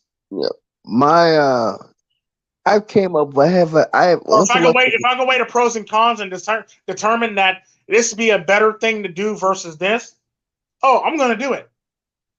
You see what I'm saying? Now, me, I've had to come up with rules of engagement upon leaving the military for returning to civilian life. And my rules of engagement is if it's hard for me to live, I will go back. I will go into some place that will offer a breathing room. If it gets to the point to where it's hard for me to live, regardless, I will look for somebody in a specific field for security. You know, I have no problem with becoming a part of a militia. You know, Yeah. if Based it's on becomes morality and stuff like that, you can basically determine what you're willing to do and what you're not willing to do, or what you're willing to sacrifice or what you're not willing to sacrifice based on morality. right. Your moral compass has basically always been important to you, whether you like it or not. Let it be bad or good. If you have one, you have one. Right. Even some of the worst of criminals have a moral compass. Like I always use the cartel as an example. The same people who can like off 150 people in one day are the same people that love and hug their family every night. Right. Get them, make sure they make every single game, stuff like that. Make sure they're pillars of their community, things along the lines of that. You see what I'm saying? Yep. Despite the fact that they're a criminal, their morality is still intact. Right. And that's one of the and the fact that they want to help others and do for others and be a father figure in their children's life shows through their actions. And that's why most of my friends are criminals. Most of my friends are very easily. They lost everything. They can become very bad. Like eternally. Okay, that's because they're actually responsive to their, like what you said, they're aware of their the power that they have. Yeah. And they can I don't ever want to be a criminal. I don't ever want to be portrayed. But if you turn me into the bad guy, like I will become the bad guy. Yeah. And the neat thing about it, that goes with the whole entire thing where I say everybody has the capacity to be a monster. Everybody has the capacity to be a bad person. The question is, what was it that got you to that point to make you that person? Yeah, let it be a bad day or a series of bad things that happen in that day, like the Joker says, or let it be, a rough life or hard living or bad decisions that got you to that point. Yeah, everybody has the capacity to be a monster or be a evil, vile person. Yeah. The question is, what would it take and how much would it cost you? Yeah. Like a lot of people. I don't mean financially wise or soul wise or morality wise or religious wise or decent person wise. How much would it cost you, or what will you have to sacrifice to actually go that far? Yeah. For sure. Either way, you're gonna have to sacrifice something. You have to sacrifice. Yeah, you have to sacrifice something. Yeah, a lot of people they consider you a bad person if you go after like somebody in the manosphere, for example. Yeah, Like it doesn't matter because 9 times out of 10, if it's said, it's probably true. Yeah. Listen, Okay. nine times out of 10, if I go after a person, they deserve it. They Yeah. absolutely freaking I deserve mean, it. the sad part about that is if I go after somebody, it's going to be initial shock. Like, oh my God, I can't believe Tico's doing this. Oh my God, what the hell's going on? Hey, And Tico. then, Sorry, I didn't mean to interrupt you. I just want to say, hey, I know it's been a long time. I hope everybody's been well. I've been dealing with fucking heart, just health issues and shit. But I wanted to get on and just kind of. I've been listening the whole time, and yeah, that's why I had to do my little. I'm sorry to interrupt or whatever. I would you're try fine. not Go to ahead. be offended or nothing. Yeah, we're good. I'm just saying in general. This is why I made my last stream, and the reason I ain't fucking coming back because there's a lot of fuck shit that happens and a lot of unnecessary flexing that happens. I don't give a fuck how much money people make. And this is just my own personal thing. Like, I ended up like redoing my whole wrenches and taking some wrenches away, and somebody took some shit rather personal, and I didn't even name drop his ass. That was just my way of just saying, kind of knock it off, if anything. When your friends do some fuck shit, you kind of have to give them a little shit for it. I mean no ill will towards the dude, and I still have enough respect not to name drop him. But my thing about it is, it's just for me, I don't like giving women money. I mean, women have 1,000 fucking ways to make money. They got their little goddamn OnlyFans. They got 1,000 fucking ways. And as far as them offering a goddamn platform, that's what MGTOW was originally for. That's what we do. You don't have to be giving women money, any kind of money. I don't give a fuck if it's $14, $15. $1 is too fucking much for me. I don't like that shit. That's just me. I get kind of salty about that kind of shit in light of everything that's going on. I mean, the philosophy is here to help you grow, learn, and be a better person. It ain't got shit to do with making money. I don't make my fucking channel. Like, when I made my channel, it had nothing to do with making money. If I was going to do that, I'd have gone and did something else. This is not the thing to make money off of. And if you did, it damn sure ain't the thing to turn around and give money to women. Kind of counter fucking productive, if you ask me. And it's just all this, the beef wars, the goddamn drama and bullshit. I don't need it. I already got a goddamn heart murmur. I don't need this shit. And that's the whole fucking thing about it. Black People Wolf, trying to bring games and fucking. Black Wolf, relax. Just relax, man. I got this, man. You know this. You cool? You okay? You okay, man? Yeah, I'm good. Sorry. I'm All good. right, just relax. Because we don't want. I don't want you. I don't want you freaking dropping anytime soon, man. You're still young. Just relax. I'll get this one. I'll get this when I can. Whenever it's time. All right. You I know? apologize, everybody. I just having Hey, getting all my feelings and shit. Sorry. dude, I understand. I know. I understand. You're going through. It's like say No, you I talked got health issues. to subscribers and they didn't want to, or your viewers, I should say, or your moderators or whatever they consider themselves to be, and they didn't want to have it.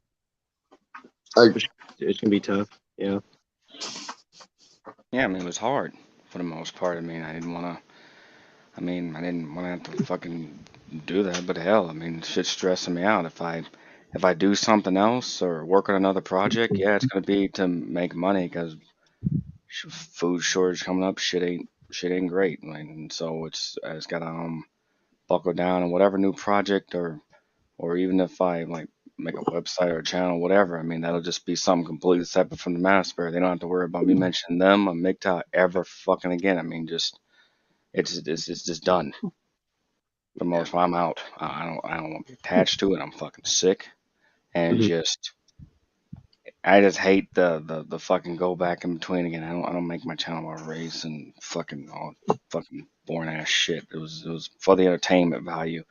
And so there's different kinds of people that make different kind of content. You get what you get out of it. Some people don't get anything out of it. Some people go way overboard, and that's why I just denounced it. So I just said fuck it, I'm out. I don't ever want to hear about it. I don't ever want people following me anywhere I go to talk about it. I'm just. It's like Fight Club. I ain't even going there. Exactly. I understand. Yeah, exactly. That.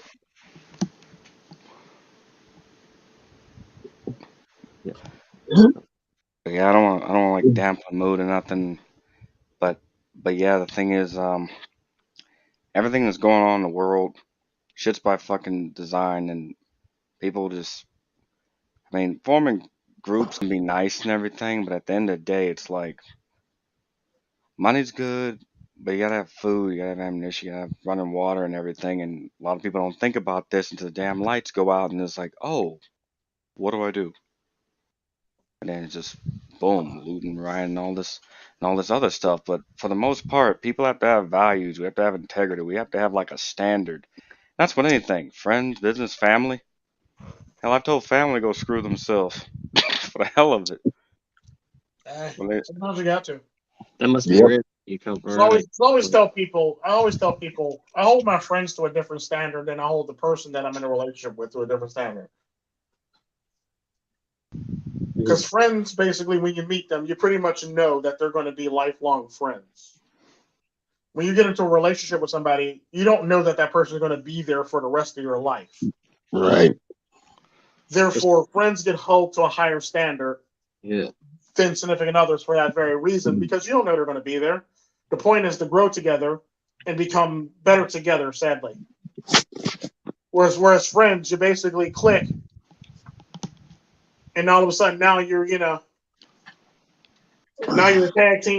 tag team champions of the world, basically. Or you click and basically y'all two are taking on the world, or whoever else is in your clique is taking on the world. That's typically how friends are, and they basically got your back literally from day one at that point. You pretty much know that they got your back. Whereas your person you're in a relationship with, you don't know if they got your back till shit goes down. Right. And that's the thing that gets me. And by the way, thanks, man, Economist. Thank you very much. I appreciate it, man. Any project I do from here on out is just gonna be like all peace and calm and about anime and just entertainment and stuff. And yeah, I mean, the one thing I hate, if someone likes me, great. If they hate me, great. I hate it when I meet people. You know, they smile in your face, but you know they mean you nothing but ill will. I hate that shit. I know a lot of people that like that. That like that for me. It's like you know it. Like you just. It's like, ugh, really, you don't like me. Why are we having this conversation again?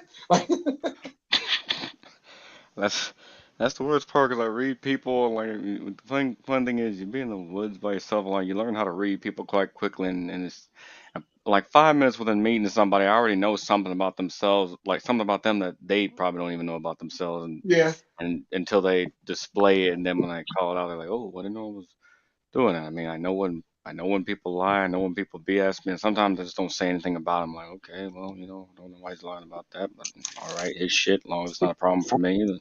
Chat always like trying to point out something like, "Oh, you spelled this wrong," and then, like they think that you actually care. It's just like, wow, whoa, you got me, and it's like that. It doesn't even bother. Then they basically go on their little tirade. Oh, misspelling is beneath you, or is uncommon. It's basically lack of intelligence or something like that. Yeah. Try to boil you down and stuff. Yeah. That's kind of the thing. They find any imperfection or character flaw with you, and apparently everybody else is perfect, and all of us we ain't shit. We're the flawed ones, and all this other crazy thing. I understand human beings have flaws, but when you sit there and you claim that your crap doesn't think and your crap doesn't stink, and your brain doesn't crap stuff out of your mouth to wherever sentence you're wiping your face so you don't get crap smeared all over your placemat. You know, something crazy to that nature.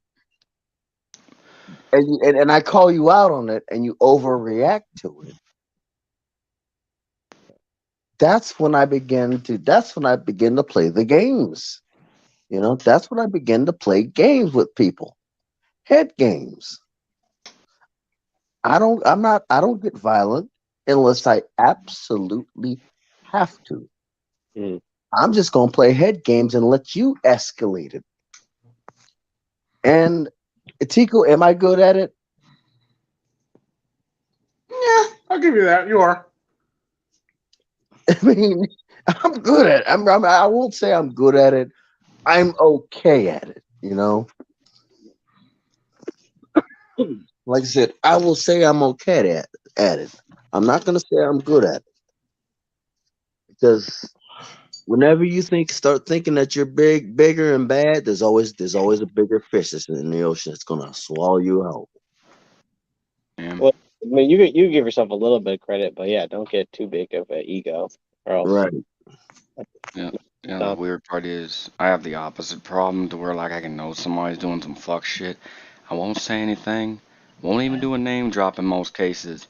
And these people like you give somebody a rope, they will out themselves and then it's like, oh thanks, I didn't know you felt that way about me, bro. Thank you for telling me. God. And I just walk away. I mean, I hear people and like saying like, "Oh, Black Wolf's this, Black Wolf's that," and I was like, "Okay, well, it's great to know you fucking feel that way. It would have been nice to know maybe 20 years ago, but better late than never, I guess." Wow, just my thing about it is at least I have the opposite problem. I'm just a little too on the nose with it. Like I hate the lukewarmness that's why I just stay away from cities. Every time I go up into a fucking city, is I got to put up, I got to put on the Hollywood face, you know, smile. Like everyone smiles, everybody hates each other, and I don't Yeah. know how the hell anybody lives that way. Like how the hell you get a bunch of people, you wake up in the morning and everybody's smiling and going to work, and everybody simultaneously hates each other. I mean, it's just it's insane. I don't know how. It's like living in an ant colony with around people that you know would leap at the opportunity to eat you, given the opportunity. There wouldn't Literally. be there'd be no hesitation either. They just do it. Uh-huh. As soon as the mushrooms run out, they come to yell at. I mean, they Yeah. won't even think True about it. story. That's the crazy part. They won't even think about it. It's like, well, honey, we've known Bob and Cassie for over 40 years, but since the power went out, and for 5 seconds, let's go take their shit and beat their ass. Basically, it's good they hit too. But you have your own neighbor plotting plans against you. Yeah, it's kind of like what they say about the whole entire thing. It's like Is there even such a it's not what you do when everybody's looking. It's what you do when nobody's looking. Yeah, everybody feels like they're all protected by these cameras and like, oh, I'm vindicated because it's on like Karen. I proved the fact that she was being mean to me, and I'm all saved now. It's like, yeah, that can be fine, but what happens when you don't have the when you don't have the public opinion on your side? Or you can't, where nobody, when you can't even, you don't have a camera. There's nothing to be recorded. Like, I gotta ask myself too: is there even such a thing as a good neighbor, like State Farm? Well, I mean, I might have a perfect neighbor. The old saying goes like, tall walls make very good neighbors. Well, I thought fences made good neighbors. Well, I'm just throwing a spin on that. Like tall walls where you can't even see your neighbor. Those are the best. Yeah, basically. Those are the best kind of neighbors. I wanna Can't be see. sorry. I wanna be so far away that my neighbor doesn't even know he's my neighbor. Just like, honey, I think I saw Bigfoot. Nah, it's just our neighbor acting crazy again. Yeah, correct again. Like the crazier you act, the more they stay away from you. That's what I like. And that's what I like. I like when people stay away from me. So I act crazy. That's why I want to go to the mountains, man. I mean, I already got a fucking plan down there. I made my friend promise me, hey man, when I croak, like make sure you just pass on from generation. Just find a taxidermist, and that way, maybe in the year 3000, when kids are going by, the museum and everything, mommy, what's that? Oh, we call that the last man, but we don't know why. What was happening to him? He picked up a stick and just started hitting people. He just started screaming reboot for whatever reason. That was the last thing he did in the Ice Age. Let thy will be done. Wish him. Threw caution to the wind. Wow. Hey, look, being cast into the wind is my job, you know. Don't take my job. Yeah, but I got a lot of more living to do. I mean, worst case scenario. I mean, best case scenario, it get better on its own. Worst case scenario, I don't know, fucking surgery, a damn stent, something, whatever the hell they can do. But they believe it should go away. Like my doctor tell me, like, oh, it's stress related, man. Your blood pressure's off the freaking charts. Like, oh yeah, just I guess I don't know whether it's the videos or the fucking food pinch, but nobody likes to feel back into a fucking corner, man. I got all these like city people moving up here and don't they think tomatoes come from Walmart or some shit. I don't know. And worst part about it is like when you're not used to a bunch of bells and whistles and people bring them, you start to feel kind of backed into a corner. Like yesterday, I finally discovered something. I now know why animals in the zoo, or just animals in general, like just leap at people. I think I now fully comprehend that shit now. Like fucking loud arms and shit going off everywhere. Like, honey, the panther attacked me. Well, maybe you shouldn't put your finger up its ass. Maybe you should it's great offense to this shit. That's why I do you. Putting the finger up the Jaguars behind usually is very taboo at best. At worst. Taboo at worst. At best, you'd be lucky to survive. Well, at least when the great collapse happens or whatever the fuck happens, like Tico, like you're gonna know it's me when you either walk by a tree or you hear this shit on the news, like, oh, there's some squirrels throwing nuts, and I think one of them was in there in the tree throwing a fucking bowling ball. Oh my god. Tico walk by, be like, shh, just let that other one walk by and get that other bitch over there. Just Sound like y'all gonna have some fun. Hey, can I join in? they got it coming. Don't even tell them I'm here. Don't worry. Let that bitch walk by. Hey, yo, you got one coming about 5 blocks away. This one's a good one. At least on the plus side, Tico, you ever gonna fight this? Like, hey, I got fucked up friends in hot places. Just look at that tree over there.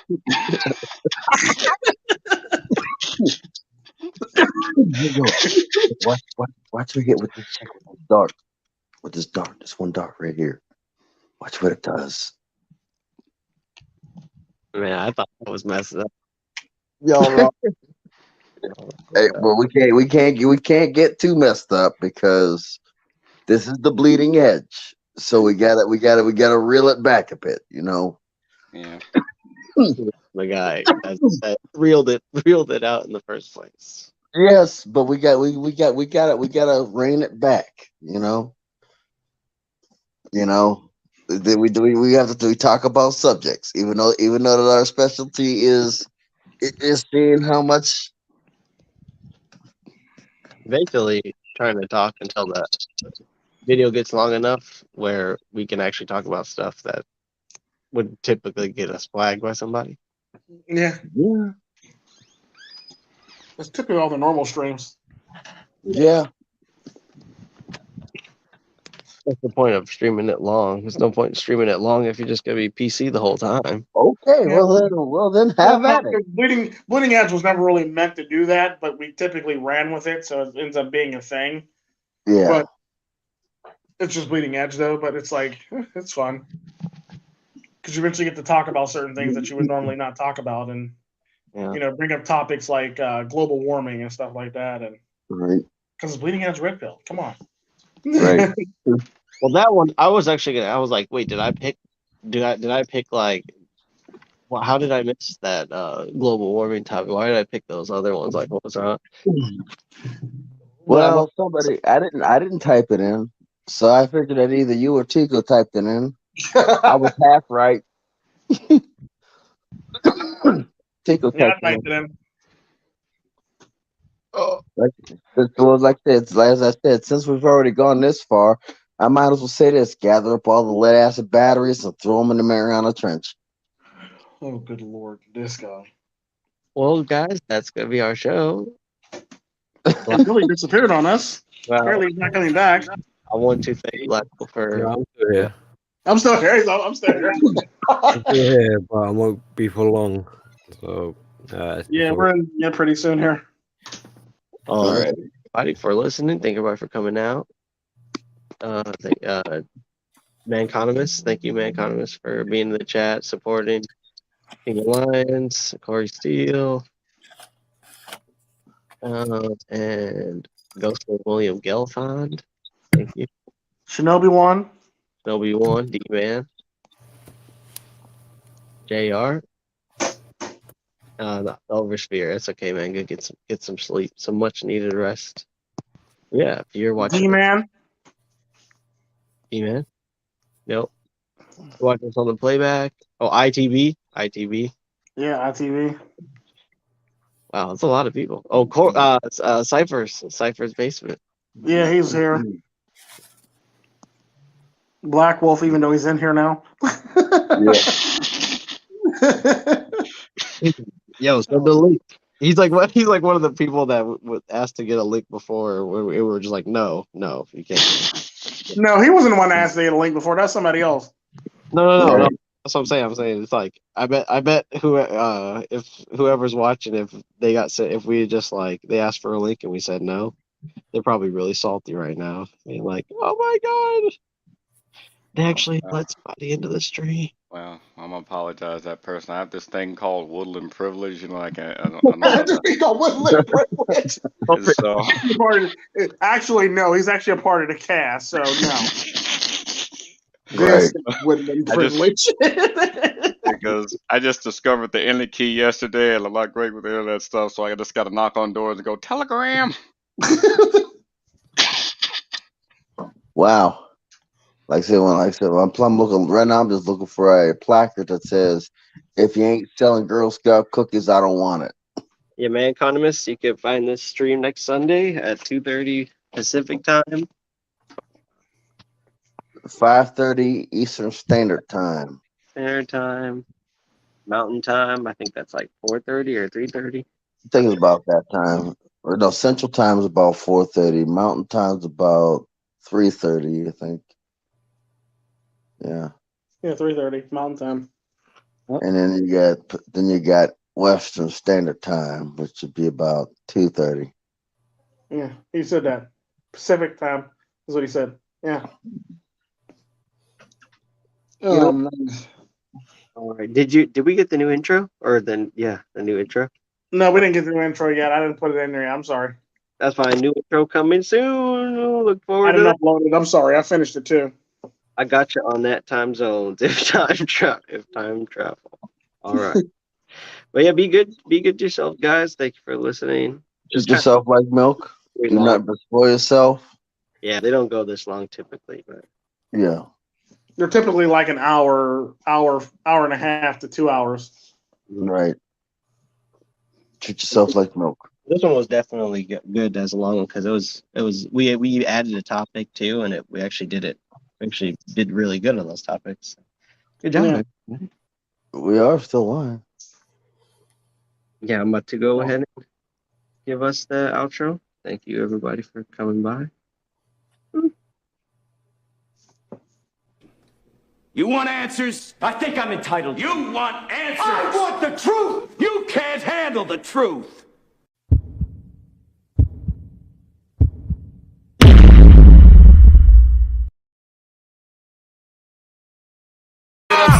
Perfections, ooh, Sin City, Montana, Coke Boy, ooh, we run the city, homie tryna keep up, ooh, they going broke, I'll finish your career, ooh, get a rope, Warning, warning, warning, warning. Dope money, ooh, That Montega, in the spot, getting guap, ooh, that's hard labor. in the club, popping bottles, Yeah, we blowing that sour. hand for the real niggas, Rest of these niggas cowards. how you want it, How you want it? hands gun or the knife, Soon as your man see the barrel, he gon' run for his life, bullets flying. bullets flying.